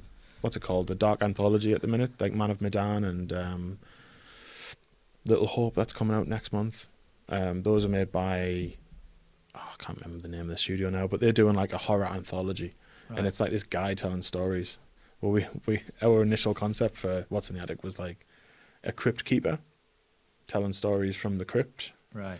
And he was in like this netherworld, and then like next game would be like, oh, and this time we're going to the sands of Egypt, and stuff like that. But then these guys came out with the idea, and I was like, yeah, we're not doing that anymore. We'll do something different. But yeah, it's kind of cool. So what we're doing. why What's in the Attic? Where did the actual name of the game come from? Without giving any spoilers away. That was that came up when we were talking about the kids and they were exploring the house with the tinfoil hats, Oh, and there was yeah. going to be an alien in the attic that crashed. Oh, in the game. Yeah. Right. I thought you meant you're off with tin hats. No, Like, all right, okay. but He's yeah. really going for it. Oh yeah, we acted all out real loud. It's all more caps and everything like that. But no, yeah, that was from one of the earlier versions, and we've kind of kept on with like whatever it is it's in the attic, and like now it's changed slightly because Crawford's in the attic, Right. and he's like, look, this thing's got me trapped up in here. Right. You gotta get me out of here, love, and all this, and like that's kind of the premise of it. She knows where he is now, but there's a hostile entity in the Right. area, and you've kind of got to take care of it. That's kind of interesting. It's very interesting. Yeah. Yeah, hopefully. But, I'm trying not to say I was too much. thinking further. Yeah, I know. I was thinking further ahead to like you'll think of ideas. Oh, we could do like a patch or an update, but you'll be on with something else by then. You won't have time. Yeah, well, I mean, Anna has started already scripting up the next game. You are gonna stick to horror games primarily then? Do you think? Yeah, That's just kind of what you I- both I mean, into. I'd- So to be very honest, I'd love to make an RPG, but the scope of those games are just like I love Mass Effect. I keep doing more that, than man. two. You need more than two people to do that. Of course, yeah. I would need at least like 100-man studio or something to do what I have in mind. So it's Mass Effect trilogy was my favorite So series. in realistically, life. what type of games do you think you would quite capable of doing if you did? If I just made diversify? one, I mean, action adventure kind of stuff would be fun. We have a few ideas for different like genres, but within the same kind of narrative structure. We really do like narrative stuff though, so Yeah. it would always be like I love a good story-based. story. Yeah. I saw a picture. Is it in first person view, your game? Yes. Because I saw a picture with the guns. There's a video somewhere floating around. Yeah, I on think I Twitter, saw. I saw Um, something.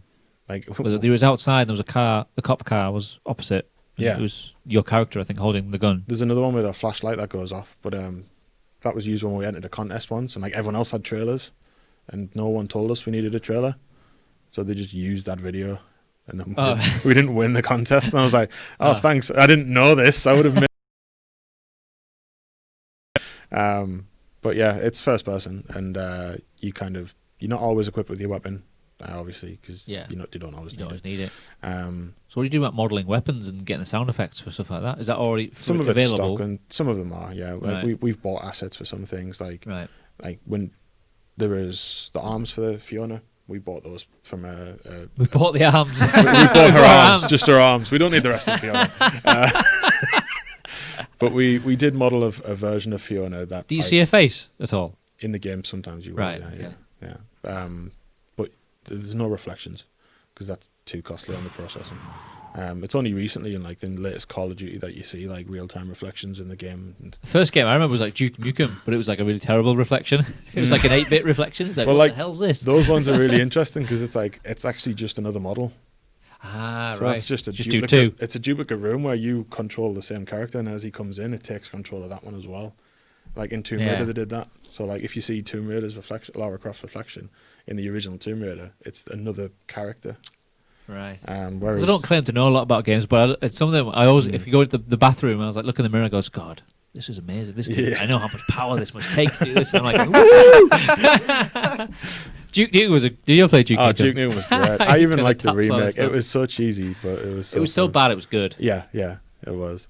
I mean, it was very crass, but what can you do? You're an inspiration for birth control. That's Duke Nukem all over. But you just press control and like all the numbers and all the different one-liners. Shake 'em, baby. I'm gonna rip off your head and shit down your neck. Yeah. Got balls of steel. And then in one of the scenes in the game, he actually did that to the boss. Yeah, he did. Yeah. You can like pick up shit and stuff and throw it at stuff, and it's like, oh man, what is it? He said, "Got milk," when you slap the wall titties and stuff like that. Yeah. That must have been such a fun game to work on. Oh, It's like it must have laughing been all crazy. day. Yeah. Duke Nukem 3D back in Duke Nukem and Quake, they were very at the same sort of time. But Duke was just all fun. It's just Quake was quite serious. Yeah, Duke was a bit out there. But it's like you've got freedom to pretty much do what you want. Yeah. When you, especially when you come to your next project, you're just like, what do we want to do? What do we? It's quite a good position to be in. We had a few ideas, and then we started talking about like more sci-fi stuff. Anna's not really a big sci-fi fan, but she loves horror, and she came up with this idea herself. But yeah, we're looking at something that's set in like a space station, which might be fun. But it's also like trying to not get ideas above your station. Like, no, that's a great idea, but how would we actually do that? It's quite cool because it's self-contained, so it shouldn't have too many external factors. A game that just involves mirrors. Yeah. It's just reflections of the game. But I know there's that is a discussion we had earlier on as well, actually, about the freedoms of development and kind of concept and ideas, which wasn't possible until recently. Even 10 years ago, it was more difficult. Yeah. I had an idea to make a game within the Warhammer 40k universe. Right. I did a lot of work on it all the way through university, and then the uni told me I couldn't submit it as a project because it's a pre-existing IP. Okay. Which seems a bit silly because there's fan games of stuff, but whatever. And then like it got to a point where we were making the studio, and I was like, well, should we make this? And and she was like, well, we would then lose creative control. Right. You know, we would then lose some of our freedom, and we ultimately decided that no, that's not the way we wanted to do it.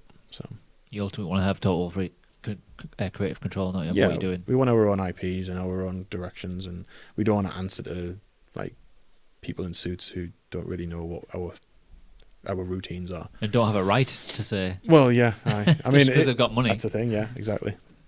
And I mean, that's one of the reasons we're going with like self-publishing, because that's a big thing at the minute.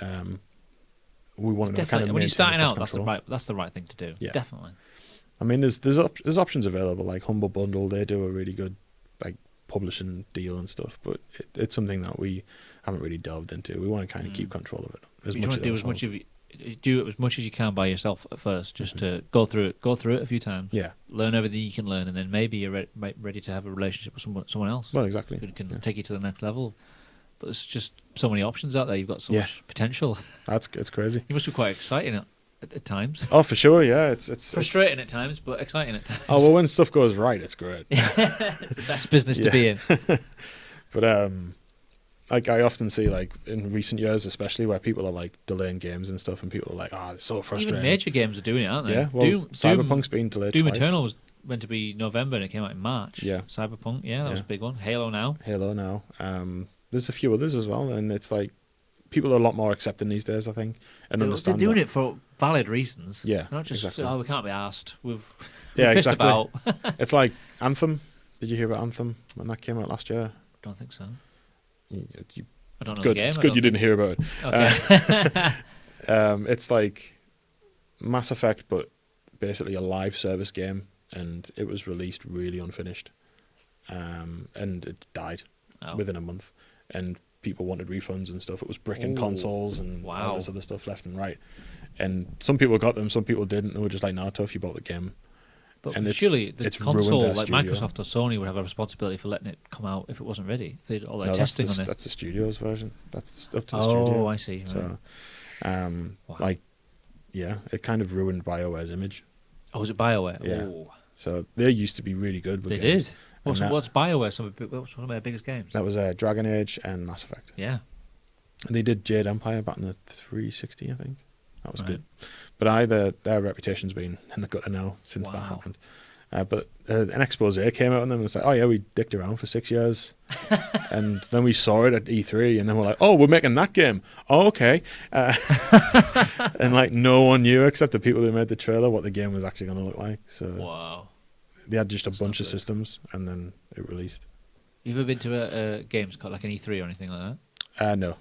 I was going to go for the one in Bradford. Is it Bradford? There's one in Bradford, I think. EGX Res, I think it is.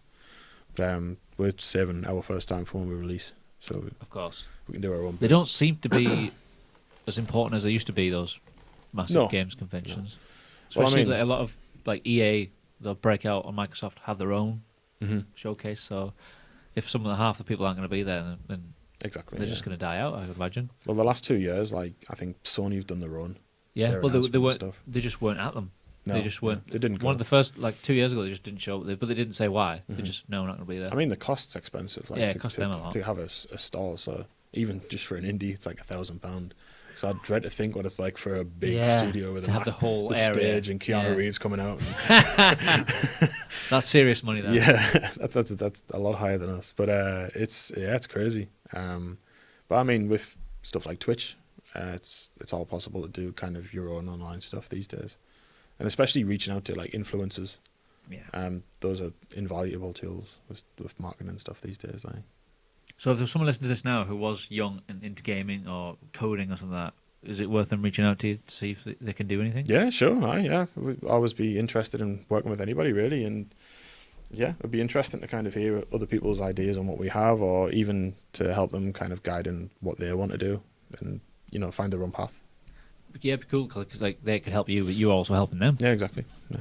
You never like the next protege. No, well, Cumbria, you never know. know. They've got to be out there. Yeah, well, it'd be interesting. Like I said, we talked about this before with me and Anna, where we wanted to kind of help guide people, and we wanted to kind of feed the support we've had back into the community, and it's kind of like an undervalued area. I feel like the game stuff and 3D stuff in general, because it has so many more applications than just video games. Like we'd make 360-degree websites. Yeah. Which is really strange when you think that we make a virtual environment, then take a 360 image from inside of there, and then it looks like a real place. Yeah. But some people don't understand that it's not a real place, and but it's kind of cool. But yeah, it's another application for 3D development. Yeah. Yeah. But when I was at uni as well, if I had somebody to guide me on the path, it would be much better, because at the time it was like we were trained as generalists. So it was like, right, learn 3D, learn lighting, learn texturing, learn animations, learn rigging. And it was like, all right, that's great, but what if I really want to do lighting? And it's like, yeah, you've got to do all of it. And I'm like, all right, cheers. Yeah, it's a bit... doesn't really work, that, does it? No. 'Cause it's hard to get motivated to do stuff that you're not interested in. Mm-hmm. In any walk of life. Well, exactly. I mean, especially with like game stuff, like taking somebody else's model and then animating it might be a bit difficult for some people. And they might just not find it enjoyable. So there's definitely like different fields that people need to focus on, but like they should have, I think guidance would help with that. Yeah. So you could do that for somebody else. Sure, Everything you've learned. What is your favourite thing to do in video games? I like level design and lighting and atmospherics, because it's all plays into each other. Like, Pretty much everything we've seen. yeah. All the stuff that's been on display has just been me, just like, look, see, I've done this. And it's like, damn it, Ryan, why'd you share that now? I had a post and everything sorted, but yeah. Did you say you just put out a post? I did, yeah. We kind of, we've been a bit quiet on social I think media. May was the last time, Yeah. We well, again, I was told off, and I wasn't allowed to share anything. But no, it wasn't Anna at that time. It was with us both mutually deciding that we need to kind of step back and focus on things that matter during the COVID situation. Yeah. But we put a post out recently just saying, like, look, guys, we're still alive. We're still here. We're still doing it. Just keep an eye out, because our new website goes live next week. That's got both the consultancy and the game design stuff in there. So what will the website be? It's soulcagestudios.com. Right, okay. And it's the same site. It's just, it's going to have two sides, so you can choose. I see. Right, But yeah, that's kind of where we're starting at. We wanted to do a new website because our last one kind of failed us, and right. our last provider wasn't very good, and we've got a new one now. It's good. But you've done your own website then? I have. Right. Yeah, Best way to do it if you know how to do it. Exactly. So you're in the final stretch now to get the demo done for October, sometime in October? Yes. And then it's after just that, optimization now. Okay, right. Well, what about the game overall? What percentage would you say the game is done? About 60-70%. Right. So all the levels done? Is it just other stuff? Yeah. Like there's one level that's because he digs underground. He's dug underground at some point, and he's found like an underground like pipe system that you can go down like a storm drain, and he's made like a bunker in it and stuff like that. So that's a part of it, and we're still building that level. Right. Kind of some cool things that link back so to the it's mystery. still quite challenging to do at the same time, even though you enjoy it. It kind of is, because some elements were like, I'll make something, and then I'll be like, no, that shouldn't fit, doesn't fit with the story, and I'm like, well, it could. We could change it. She's like, no. So are you still going to be putting stuff out to people to say, what do you think of it now? What do you think of it now? I mean, iterative feedback is very important to us. And you're using the same people every time? Well, we're kind of we're using them like in groups. So like, I'll say like Luke, for example, I'll reach out to him and I'll be like, what do you think? I'll reach out to yourself if you're interested. Yes, definitely. Yeah. I'll add you to the list yourselves. You can kind of give us feedback as well. Anybody watching, that'd be cool as well. Yeah. We'll put the links in the show notes. What I'll do is I'll put a link to submission for interest and feedback on our website, and then anyone who's interested can just register. Right. And I'll do that. Cool. And then we'll do it in waves, you know what I mean? Yeah. Looking forward to it. So what is your socials, if anyone wants to look you up? It's at Soul Cage Studios on Twitter and Facebook. And the website, which will be out next week, is soulcagestudios.com. Is it Soul Cage or Soul Cage Studios? Sorry, I need to double check. Is that okay? I think it was, it's fine. I think it was soulcagestudios.com. I think it's still, soulcagestudios.com. And the Twitter is... What are you most active on? What do you get the most feedback on? On all the socials? Twitter's our biggest one. Where is it? I don't have it signed in anymore. This is terrible. That's fine. Don't worry about it. Yeah, it's at soulcagestudios.com. Cool. Nice one. We'll put all those in there. And then it's at Soulcage Studios on Twitter as well.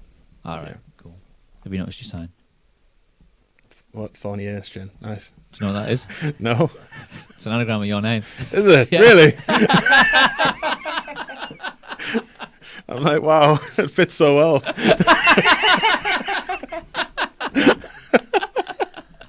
I didn't know that, no. Wow. I'm going to have to put that on Twitch. Oh, man. Yeah. But yeah, no, I stream on Twitch as well, so it's been interesting to kind of do that during the lockdown. Yeah. But yeah. You'll be able to stream your own game on Twitch before long. Maybe. Yeah. Maybe. At some point you will. Might be spoilers. So. No, I mean, like down the line. It'd just be cool to be able to do that. Yeah, it's kind of interesting to kind of delve into different stuff. I'm pretty sure you are Cumbria's only game development studio. Yeah, I think so. I looked and I just couldn't see anything. I think my lecturer from university, he tried to set something up, but he's not done anything really outside of like a small... And then once you've actually done it and you've got a game out there, you're definitely the only one. Yeah, exactly. Because that's a hurdle that people would not quite get to. Like you said, people get started something but never finished it. Yeah, we're just racing towards it, to be honest. And think, quick, get it out. Like you do sometimes. Yeah. I'm trying not to, though, fortunately. It's patience, but it'll be worth it. Yeah, it'll be worth it in the end. Yeah. Then do you think would it benefit you in the future if you were able to use the environment and the area that we live in to take inspiration for other games that you might make? Oh, for sure. Like we really like the idea of doing like a medieval kind of thing, and especially like the local area, the castle, the general landscapes and stuff like that. It's really interesting because we did a walk around of that before the lockdown, and it was great to see like the Carlisle Castle and stuff like that, and Yeah. taking stuff like that. But yeah, the local environment is definitely an inspiration for that kind of stuff, and there's some like mystical elements that we could weave in there and things. 'Cause I think Forza Horizon did that. They had a whole section that was based around the lakes. Oh yeah. Forza, Right. Forza Horizon 4. I remember reading about that. I didn't You see it, but I could- remember. Yeah, I played it. You could go to Windermere and Ambleside. And, All right. Yeah. Right. I think I've That's got crazy. that one. I Yeah. have to have a look at. It's based in England, so obviously it's not to scale. It just goes from Windermere to Edinburgh very quickly. What car am I in? I got there really fast. But yeah, no, it's. Is it? I don't think I was going to ask. If your entire game at night time, Yes. Yeah. so you haven't lit in the day yet. You haven't done No, lighting. Daylighting. I have done lighting in the day, and we chose to do it at night for that Well, it's reason. obviously scarier, isn't it? At night. It is. Well, like she arrives at the diner, I think, because like the game progresses. So it goes from the prologue, which is at the police station, then she goes to a diner to pick up some coffee and donuts, because that's the cliche. Absolutely, of course. I would be fuming if you hadn't put that in. To be honest. And then then she gets the call to go see Crawford. Right. So then she hops over to his farm, and she's like on the night shift. So you doing like? Are you going to do like a promo video of the game as well? Yeah. There's going to be a demo trailer, and then there'll be a main game trailer as well. Sweet. That's the kind of stuff I like. There's This a is real. voiceover- This There's shit a is voiceover happening. as well for the demo trailer. So I got to get on there. You just work It's on not your fun. accent. I don't like doing it because I'm like, that's terrible. But yeah. Unfortunately, voice actors are expensive. So. Yeah. Yeah, I suppose so. Just do it yourself. Well, yeah.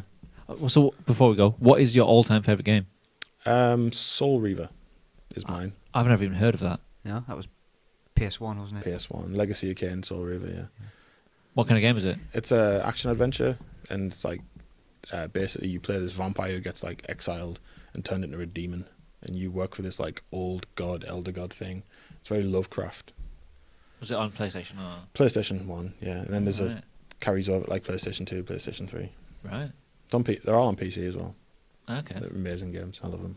It's one of the first big games that delved into storytelling in like a big way. Right. And I actually worked with one of the voice actors on a uni project. I was so pleased. That's Actually, it was two actually. Michael Bell and Simon Templeman. They did Raziel and Kane in the game series. I was so happy.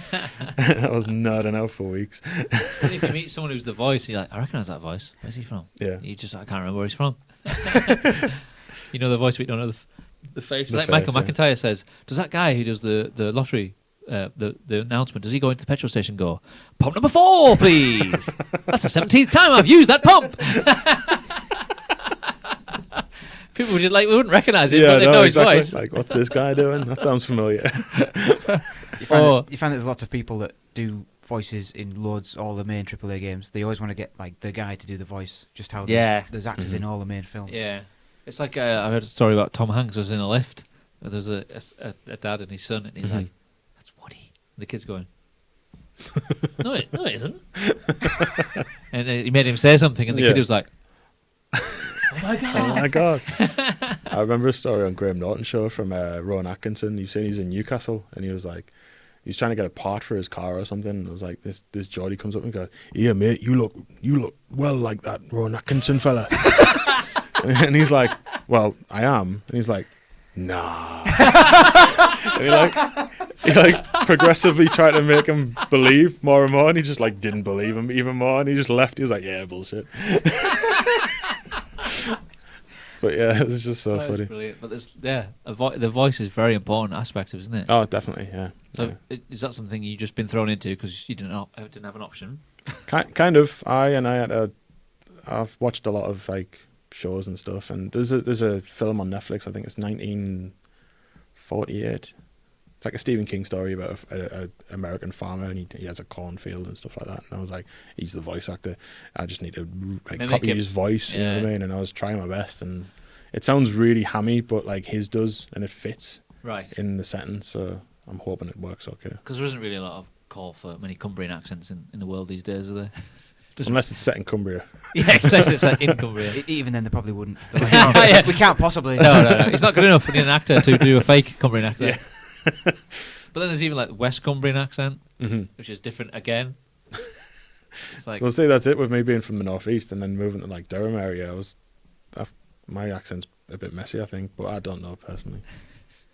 Yeah, it's kind of generic northeast. Yeah. Aye. Unfortunately.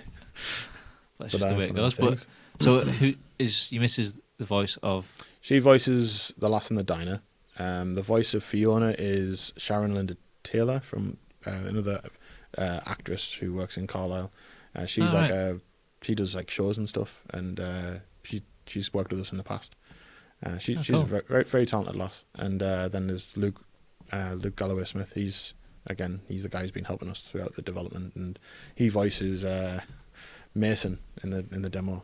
Right. He's like the support on the radio. So like he'll be there in the background like, Fiona, go here, you know what I mean, and all this stuff. But like again, they're both That was Cumbrians. actually quite good. Thanks.